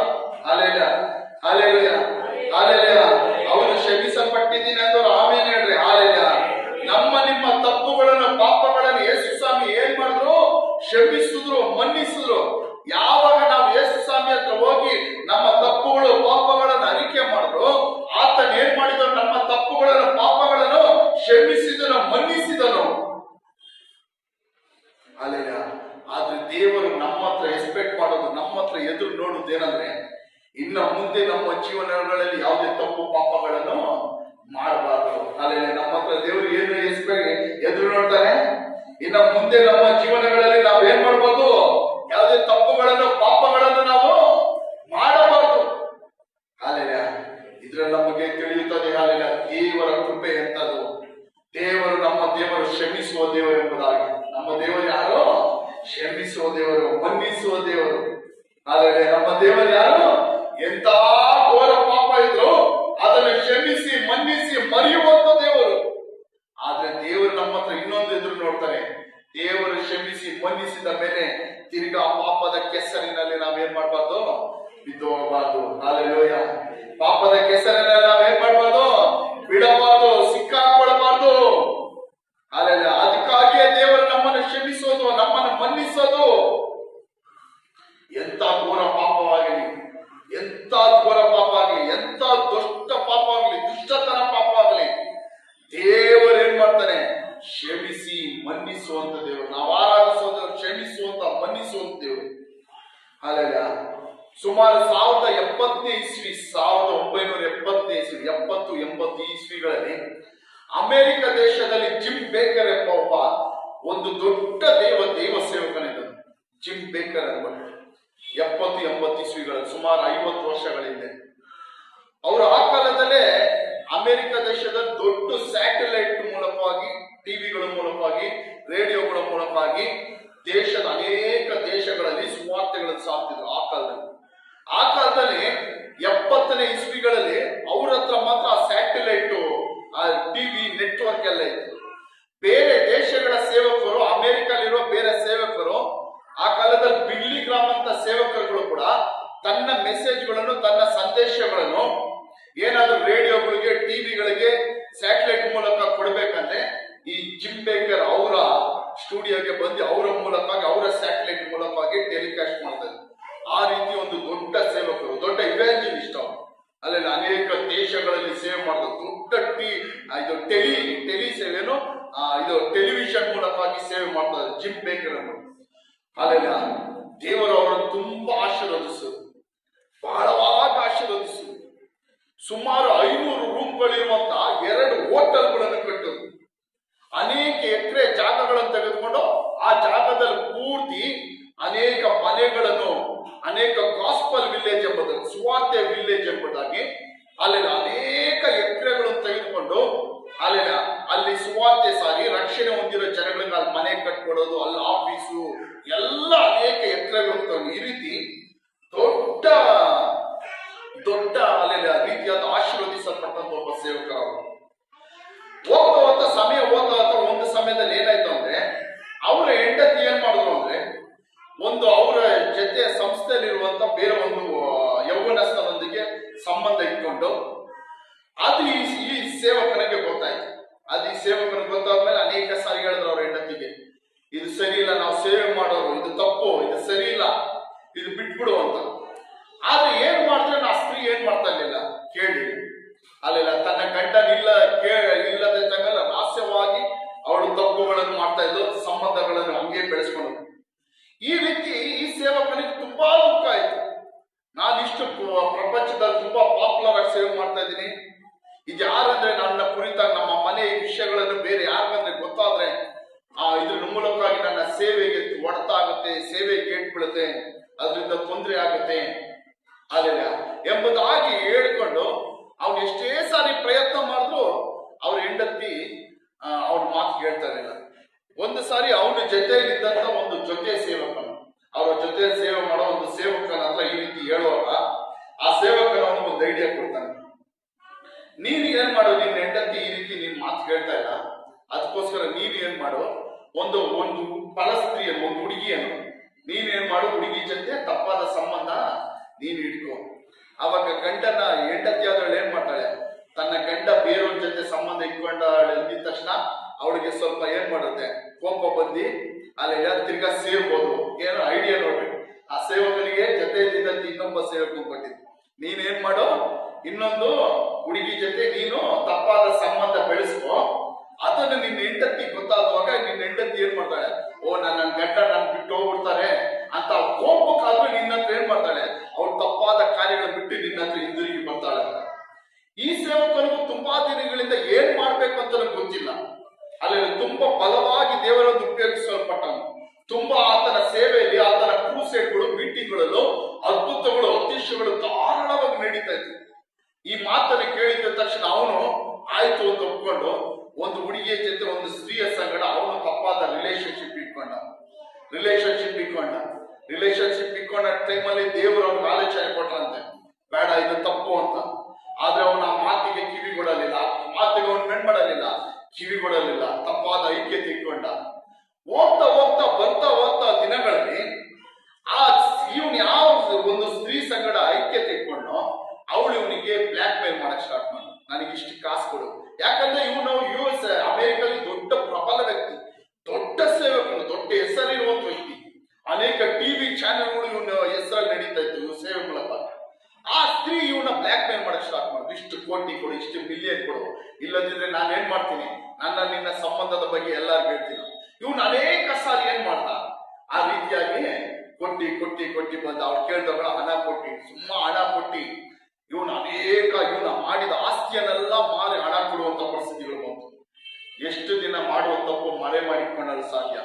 ಅಲ್ಲೆಲ್ಲ ಏನೋ ಎಷ್ಟು ದಿನ, ಎಷ್ಟೇ ರಹಸ್ಯವಾಗಿ ಏನೇ ತಪ್ಪು ಮಾಡಿದ್ರು ಒಂದು ದಿನ ಅದೇನಾಗುತ್ತೆ, ಆಚೆ ಬಂದೇ ಬರುತ್ತೆ. ಹಾಲೆಲ್ಲ ಒಂದು ದಿನ ಹಾಲೆಲ್ಲ ಅದು ಮೆತ್ತಿಗೆ ಆಚೆ ಬಂತು. ಆ ಸಂಸ್ಥೆಯಲ್ಲಿ ಇದ್ದವರು ಅವ್ನು ಸೇವೆ ಮಾಡ್ತಾ ಇದ್ದ, ಆ ಸಂಸ್ಥೆಯಲ್ಲಿದ್ದ ಕೆಲ ಬೇರೆ ಸೇವಕರುಗಳು ಬಂದ್ರು, ನಿನ್ನ ಕುರಿತಾಗಿ ಈ ರೀತಿಯಾದ ಕಾರ್ಯಗಳು ಬರ್ತೈತೆ. ಇವನು ಭಯಪಟ್ಟ, ನನ್ನ ನ್ಯೂಸ್ ಆಚೆ ಹೋಗ್ತಾ ಇತ್ತಲ್ಲ, ನಾನು ಇನ್ ಏನ್ ಮಾಡೋದು, ಹೆಂಗೆ ನಾನು ತಲೆ ತೋರಿಸೋದು, ಒಂದು ಸಣ್ಣ ತಪ್ಪಿನ ನಿಮಿತ್ತವಾಗಿ ನನ್ನ ಸೇವೆಗೆ ಬಿದ್ದೋಗೋ ಪರಿಸ್ಥಿತಿ ಬರ್ತಾ ಇದ್ದಲ್ಲ, ಏನ್ ಮಾಡೋದು ಅಂತ ತುಂಬಾ ದುಃಖ ಪಟ್ಟಿ, ತುಂಬಾ ಇದು ಮಾಡ್ದ. ಅಲ್ಲಿ ಏನ್ ಮಾಡೋದು ಯಾವ ದಾರಿ ಕಾಣ್ತಾ ಇಲ್ಲ. ಅವಾಗ ಅವನ ಜೊತೆ ಸೇವೆಯಲ್ಲಿದ್ದವರು, ಅವನ ಜೊತೆ ಸಂಸ್ಥೆಯಲ್ಲಿದ್ದ ಕೆಲ 4-5 ಸೇವಕರುಗಳು ಬಂದು ಹೇಳಿದ್ರು, ನೀನ್ ಈ ರೀತಿ ತಪ್ಪು ಮಾಡಿದ್ಯಾ, ಇದು ಮೆತ್ತಿಗೆಲ್ಲಾರ್ಗೂ ಗೊತ್ತಾಗ್ತೈತೆ, ಏನೋ ಮೆತ್ತಿಗೆಲ್ಲಾರ್ಗೂ ಗೊತ್ತಾಗ್ತೈತೆ. ಅಲ್ಲ, ಅದು ಮಾತ್ರವಲ್ಲದೆ ನೀನು ಈ ಸಂಸ್ಥೆ ಮೂಲಕ ಅನೇಕ ಕೋಟ್ಯಾಂತರ ರೂಪಾಯಿ ಹಣಗಳನ್ನು ಇಸ್ಕೊಂಡು ಗೌರ್ಮೆಂಟ್ ಬೇರೆ ನೀನು ವಂಚಿಸಿದ್ಯಾ, ಆ ಕೇಸ್ಗಳೆಲ್ಲ, ಆ ವಂಚಿಸಿದ್ಯಾ ಅಂತ ಕೇಸ್ಗಳೆಲ್ಲ ಬರ್ತೈತೆ. ಕೋಟಿಗಟ್ಟಲೆ ಹಣಗಳು ಫಂಡ್ ತಗೊಳೋದು, ಗೌರ್ಮೆಂಟ್ ಏನ್ ಮಾಡಲ್ಲ, ಟ್ಯಾಕ್ಸ್ ಕಟ್ತಾ ಇಲ್ಲ, ಅದೆಲ್ಲ ಬಂತು ಎಂಬುದಾಗಿ ತುಂಬಾ ಭಯಪಟ್ಟ. ಈ ಸೇವಕನು ತುಂಬಾ ಗಲಿಬಿಲಿ ಪಟ್ಟ. 4-5 ಸೇವಕರು ಅವ್ರ ಜೊತೆಲಿ ಇದ್ದವ್ರು ಬಂದ್ರು, ನೀನೊಂದು ಕೆಲಸ ಮಾಡು, ಈ ಇಶ್ಯೂ ಎಲ್ಲ ಸ್ವಲ್ಪ ತಣ್ಣಗಾಗವರೆಗೂ 1-2 ವರ್ಷ ನೀನ್ ಏನ್ ಮಾಡು, ಈ ಸಂಸ್ಥೆ ಈ ಸೇವೆನೆಲ್ಲ ಅಲ್ಲೆಲ್ಲ ನಮ್ ಕೈಗೆ ಒಪ್ಪಿಸ್ಬಿಟ್ಟು ನೀನು ಬೇರೆ ಒಂದು ದೇಶದಲ್ಲಿ ಒಂದು 2 ವರ್ಷ ಹೋಗಿರು. ಎಲ್ಲ ಇದಾದ ಮೇಲೆ ನೀನು ತಿರ್ಗಾ ಬಂದು ನೀನ್ ಮಾಡೋ, ಇವಾಗ ನೀನ್ ಇದಕ್ಕೆ ಪ್ರೆಸಿಡೆಂಟ್ ಆಗಿದ್ಯಾ, ಇದಕ್ಕೆ ರಿಸೈನ್ ಮಾಡ್ಬಿಟ್ಟು ನೀನು ಹೋಗು. ಅಲ್ಲೆಲ್ಲ ಸ್ವಲ್ಪ 1-2 ವರ್ಷ ಆದ್ಮೇಲೆ ಎಲ್ಲ ಇದಾದ ಮೇಲೆ ನೀನ್ ಏನ್ ಮಾಡೋ, ಬಂದು ತಿರ್ಗಾ ನಿನ್ನ ಸೇವೆ ಮಾಡ್ಬೋದು ಅಂತ. ಇವನು ಅದೇ ಒಳ್ಳೇದು ಅಂತ ನಂಬ್ಕೊಂಡು ಏನ್ ಮಾಡ್ದ, ಅವ್ರ ತಂದೆ ಎಲ್ಲ ಪೇಪರ್ಗಳಿಗೆ ಸೈನ್ ಮಾಡ್ದ. ಅವ್ರ ತಂದೆ ಎಲ್ಲ ಪೇಪರ್ಗಳು ಸೈನ್ ಮಾಡ್ದ, ರಿಸಿಗ್ನೇಷನ್ ಮಾಡ್ದ. ಅಲ್ಲೆಲ್ಲ ಸ್ತೋತ್ರ. ಸ್ವಲ್ಪ ದಿನಗಳಾದ ಮೇಲೆ ಅವನನ್ನು ಪೊಲೀಸ್ ಅವ್ರು ಹಿಡಿದು ಜೈಲಿಗೆ ಹಾಕಿದ್ರು. ಕಾರಣ ಯಾಕಂದ್ರೆ ಗೌರ್ಮೆಂಟ್ಗೆ ಕೋಟ್ಯಾಂತರ ರೂಪಾಯಿ ಮಿಲಿಯನ್ಸ್ ಗಟ್ಟಲೆ ಟ್ಯಾಕ್ಸ್ ಕಟ್ಟಿಲ್ಲ. ಈ ರೀತಿಯಾಗಿ ಆ ಹುಡುಗಿನ ಹೋಗಿ ಕಂಪ್ಲೇಂಟ್ ಮಾಡಿದ ನಿಮಿತ್ತವಾಗಿ ಆ ವಿಷಯದಲ್ಲಿ ಅವನ್ ಏನ್ ಮಾಡಿದ್ರು, ಜೈಲಿಗೆ ಹಾಕಿದ್ರು. ಆಮೇಲೆ ನೋಡ್ರೆ ಇವನ ಆಸ್ತಿ ಎಲ್ಲ ಏನ್ ಮಾಡಿದ್ರು, ಅವರು ಸೈನ್ ಹಾಕೊಂಡು ರಿಸಿಗ್ನೇಷನ್ ಅಂತ ಅಲ್ಲೇ ಇವನಿಗೆ ಮೋಸ ಮಾಡಿ ಇವನ ಎಲ್ಲ ಆಸ್ತಿಗಳನ್ನ ಏನ್ ಮಾಡಿದ್ರು ಅಂತ ಅವರು ಬರ್ಸ್ಕೊಂಡ್ಬಿಟ್ರು. ಅಲ್ಲೆಲ್ಲ ಇವನ್ನ ಬರ್ಸ್ಕೊಂಡ್ಬಿಟ್ಟು ಇವನ್ನ ಇವಾಗ ಝೀರೋ ಮಾಡ್ಬಿಟ್ರು. ಏನಿದೆ ಸಾವಿರಾರು ಕೋಟಿ ಸಾವಿರಾರು ಮಿಲಿಯನ್ಗೆ ಒಡೆಯನಾಗಿದ್ದವನ್ನ ಇವಾಗ ಏನ್ ಮಾಡಿದ್ರು, ಝೀರೋ ಮಾಡ್ಬಿಟ್ರು. ಅಲ್ಲೆಲ್ಲ ಅವನ ಪರವಾಗಿ ಅಲ್ಲೆಲ್ಲ ಕೋರ್ಟ್ ತೀರ್ಪು ಬಂತು. ಇವನು ತಪ್ಪು ಮಾಡಿದಾನಂತ ತೀರ್ಪು ಬಂತು. ಜೀವನ ಕಾಲ ಪೂರ್ತಿ ಇವನು ಜೈಲಲ್ಲಿ ಇರ್ಬೇಕಂತ ಶಿಕ್ಷೆ ಪ್ರಕಟವಾಯಿತು. ಜೀವನ ಕಾಲ ಪೂರ್ತಿ ಏನಾಯ್ತು, ಶಿಕ್ಷೆ. ಅದು ಅಮೆರಿಕಲ್ಲಿ ಸುಪ್ರೀಂ ಕೋರ್ಟ್, ಇವಾಗ ನಮ್ಮ ಇಂಡಿಯಾದಲ್ಲೂ ಆ ರೀತಿ ಅಮೆರಿಕದ ದೊಡ್ಡ ಕೋರ್ಟ್ ಇಂದ ಏನಾಯ್ತು, ಅವನಿಗೆ ಶಿಕ್ಷೆ ಪ್ರಕಟವಾಯಿತು. ಒಂದು ಕಾಲದಲ್ಲಿ ದೇವರಿಂದ ಬಲವಾಗಿ ಉಪಯೋಗಿಸಲ್ಪಟ್ಟವನು. Hallelujah, hallelujah. ಆ ಅಮೆರಿಕಲ್ಲಿದ್ದಂತ ದೊಡ್ಡ ದೊಡ್ಡ ಅಧಿಕಾರಿಗಳು, ಅಧಿಪತಿಗಳು, ದೊಡ್ಡ ದೊಡ್ಡ ವ್ಯಕ್ತಿಗಳು ಇವನ ಹತ್ರ ಪ್ರಾರ್ಥನೆ ಮಾಡಿಸ್ಕೊಳಕ್, ಇವನ ಹತ್ರ ಪ್ರೇಯರ್ ಮಾಡಿಸ್ಕೊಳಕ್, ಇವನ ಹತ್ರ ಮಾತಾಡ್ಸ್ಕೆ ಕ್ಯೂ ಅಲ್ಲಿ ದಿನಗಟ್ಲೆ ವಾರಗಟ್ಲೆ ಕಾದು ಇವನ ಹತ್ರ ಮಾತಾಡ್ಸ್ಕೊಂಡು ಪ್ರೇಯರ್ ಮಾಡಿಸ್ಕೊಂಡು ಹೋಗಿ ನಿಂತವನು ಪರಿಸ್ಥಿತಿ. ಹಾಲೆಲ್ಲ ಇವಾಗ ಎಲ್ಲಿ, ಜೈಲಲ್ಲಿ. ಹಾಲೆಲ್ಲ ಜೈಲಲ್ಲಿ ತುಂಬಾ 2 ವರ್ಷ 3 ವರ್ಷ 4-5 ವರ್ಷ ಆಯ್ತು. ತುಂಬಾ ಕಷ್ಟಪಟ್ಟ. ಅಲ್ಲೆಲ್ಲ ತುಂಬಾ ಕಷ್ಟಪಟ್ಟ. ಅಲ್ಲೆಲ್ಲ ಸಂಪಾದಿಸಿದ ಆಸ್ತಿ ಎಲ್ಲ ಹೋಯ್ತು, ಹೆಸರೆಲ್ಲ ಹೋಯ್ತು, ದೇವರ ಅಭಿಷೇಕ ಹೋಯ್ತು, ಕರಿವಿಕೆ ಹೋಯ್ತು. ಅಲ್ಲೆಲ್ಲ ದೇವರ ಪ್ರಸನ್ನತೆ ಹೋಯ್ತು, ಸಾನ್ನಿಧ್ಯ ಹೋಯ್ತು, ಎಲ್ಲ ಹೋಯ್ತು. ಒಂಟಿ ಆಗ್ಬಿಟ್ಟಿದ್ದೀನಿ. ಹೆಂಡತಿ ದೂರ ಆದ್ರು, ಮಕ್ಕಳು ದೂರ ಆದ್ರು, ಹೆಂಡತಿ ದೂರ ಆದ್ರು, ಮಕ್ಕಳು ದೂರ ಆದ್ರು, ಎಲ್ಲ ಹೋಯ್ತು. ತುಂಬಾ ಕಷ್ಟಪಟ್ಟ, ತುಂಬಾ ದುಃಖಪಟ್ಟ. ಅಲ್ಲೆಲ್ಲ ಒಂದು ಟೈಮಲ್ಲಿ ಅವನು ಮೆಂಟಲ್ ಹುಚ್ಚಿಡ್ದಂಗೆ ಆಗ್ಬಿಟ್ಟು, ಹುಚ್ಚಾತರ ಆಗ್ಬಿಟ್ಟ ಸುಮಾರು. ಅಲ್ಲೆಲ್ಲ ಆಮೇಲೆ ಒಂದು ದಿನ ಇವನು ದೇವರ ಹತ್ರ ಪ್ರಾರ್ಥಿಸಕ್ ಸ್ಟಾರ್ಟ್ ಮಾಡ್ದ. ದೇವರ ಹತ್ರ ಜೈಲಲ್ಲಿ ಏನ್ ಮಾಡ್ದ, ಪ್ರಾರ್ಥಿಸಕ್ ಸ್ಟಾರ್ಟ್ ಮಾಡ್ದ. ಅಲ್ಲೆಲ್ಲ ದೇವರೇ ನನ್ನ ಕ್ಷಮಿಸು, ನನ್ನ ಮನ್ನಿಸು ಅಂತ ದೇವರ ಅವನಿಗೆ ಹೇಳಿದ್ದು ಮಾತಾಡಿದ್ರಂತೆ. ಅಲ್ಲೆಲ್ಲ ನಿನಗೆ ಯಾರ್ಯಾರು ಮೋಸ ಮಾಡಿದಾರೋ, ನಿನ್ನ ಹೆಂಡತಿಯಿಂದ ಹಿಡಿದು ನಿನ್ನ ಸಂಸ್ಥೆಯಿಂದ ಹಿಡಿದು ನಿನ್ನ ಜೊತೆಗಿರುವ ಯಾವ್ಯಾವ ಸೇವಕರುಗಳು ಯಾರ್ಯಾರು ನೀನು ಮೋಸ ಮಾಡಿದಾರೋ ಅವ್ರನ್ನೆಲ್ಲ ನೀನೇನ್ ಮಾಡ್ಬೇಕು, ನೀನು ಕ್ಷಮಿಸಬೇಕು. ಅಲ್ಲೆಲ್ಲ ಅವ್ರನ್ನೆಲ್ಲ ನೀನು ಕ್ಷಮಿಸು, ನಾನ್ ನಿನ್ನೇನ್ ಮಾಡ್ತೀನಿ, ಕ್ಷಮಿಸುತ್ತೀನಿ ಅಂತ ಹೇಳೋದು. ಅಲ್ಲೆಲ್ಲ ಕಾರಣ ಇವನಿಗೆ, ಇದಕ್ಕೆಲ್ಲ ಕಾರಣ ನನ್ನ ಹೆಂಡತಿ, ಆ ಸೇವಕರು ಅಂತ ಅವ್ರೆಲ್ಲರ ಮೇಲೆ ಇವ್ರಿಗೆ ಏನಿತ್ತಂತೆ, ದ್ವೇಷ ಇತ್ತು. ಆ ಜೈಲಲ್ಲಿ ಅಷ್ಟು ಶಿಕ್ಷೆ ಅನುಭವಿಸ್ತಾ ಇದ್ರು, ಅವ್ರಿಗೆ ಏನಿತ್ತು, ದ್ವೇಷ ಇತ್ತು. ಅಲ್ಲೆಲ್ಲ ಇನ್ನ ಅವನ ಜೀವನ ಕಾಲ ಮರಣದವರೆಗೂ ಜೈಲಲ್ಲಿ ಇರ್ಬೇಕು, ದ್ವೇಷ ಇತ್ತು. ಯೇಸು ಆ ರಾತ್ರಿ ಅವನಿಗೆ ಹೇಳಿದ್ರಂತೆ, ದರ್ಶನ ಕೊಟ್ಟಿ, ನೀನೆಲ್ಲರನ್ನ ಏನ್ ಮಾಡ್ಬೇಕು, ಕ್ಷಮಿಸಬೇಕು. ಅಲ್ಲೆಲ್ಲ ನೀನ್ ಹೆಂಡತಿ ಕ್ಷಮಿಸು. ಅಲ್ಲೆಲ್ಲ ನಿನಗೆ ತಪ್ಪಾದ ಆಲೋಚನೆ ಕೊಟ್ಟ ಸೇವಕನ ಕ್ಷಮಿಸು. ನಿನ್ನ ಆಸ್ತಿಯನ್ನೆಲ್ಲ ಬಳಸ್ಕೊಂಡ 5-6 ಸೇವಕರುಗಳನ್ನ ನೀನ್ ಏನ್ ಮಾಡು, ಕ್ಷಮಿಸು. ಇವನ್ನೆಲ್ಲ ನೀನು ಕ್ಷಮಿಸಿದ್ರೆ ನಾನೇನ್ ಮಾಡ್ತೀನಿ, ಕ್ಷಮಿಸುತ್ತೀನಿ ಅಂತ ಹೇಳದಂತೆ. ಅಲ್ಲೆಲ್ಲ ಇವನು ಹೇಳದಂತೆ, ಆಯ್ತೆ ಸಪ್ಪ ನಾನೇನ್ ಮಾಡ್ತೀನಿ, ಕ್ಷಮಿಸುತ್ತೀನಿ ಅಂತ ಹೇಳದಂತೆ. ಅಲ್ಲೆಲ್ಲ ಕ್ಷಮಿಸುತ್ತೀನಿ ಅಂತ ಪ್ರತಿದಿನ ಹೇಳಿ ಪ್ರೇಮ್ ಮಾಡ್ತಾ ಇದ್ದಂತೆ. ಅಲ್ಲೆಲ್ಲ 1-2-3 ತಿಂಗಳು ಹೋಯ್ತಂತೆ. ಅಲ್ಲೆಲ್ಲ 2-3 ತಿಂಗಳು ಹೋಯ್ತಂತೆ. ದೇವರೊಂದು ಸಾರಿ ಹೇಳಿದ್ರಂತೆ, ನೀನು ಬಾಯಲ್ಲಿ ಬೇರೆ ಹೇಳ್ತಾ ಇದ್ದೆ ಕ್ಷಮಿಸ್ತಾ ಇದ್ದೆ ಅಂತ, ಆದ್ರೆ ಹೃದಯದಲ್ಲಿ ಏನೋ ನಿನಗೆ ಆ ದ್ವೇಷ, ಕೋಪ, ಅದೇ ವಿಷಯಗಳೆಲ್ಲ ಏನೋ ಹೃದಯದಲ್ಲಿ ಹೀಗೆ ಇದೇನೋ.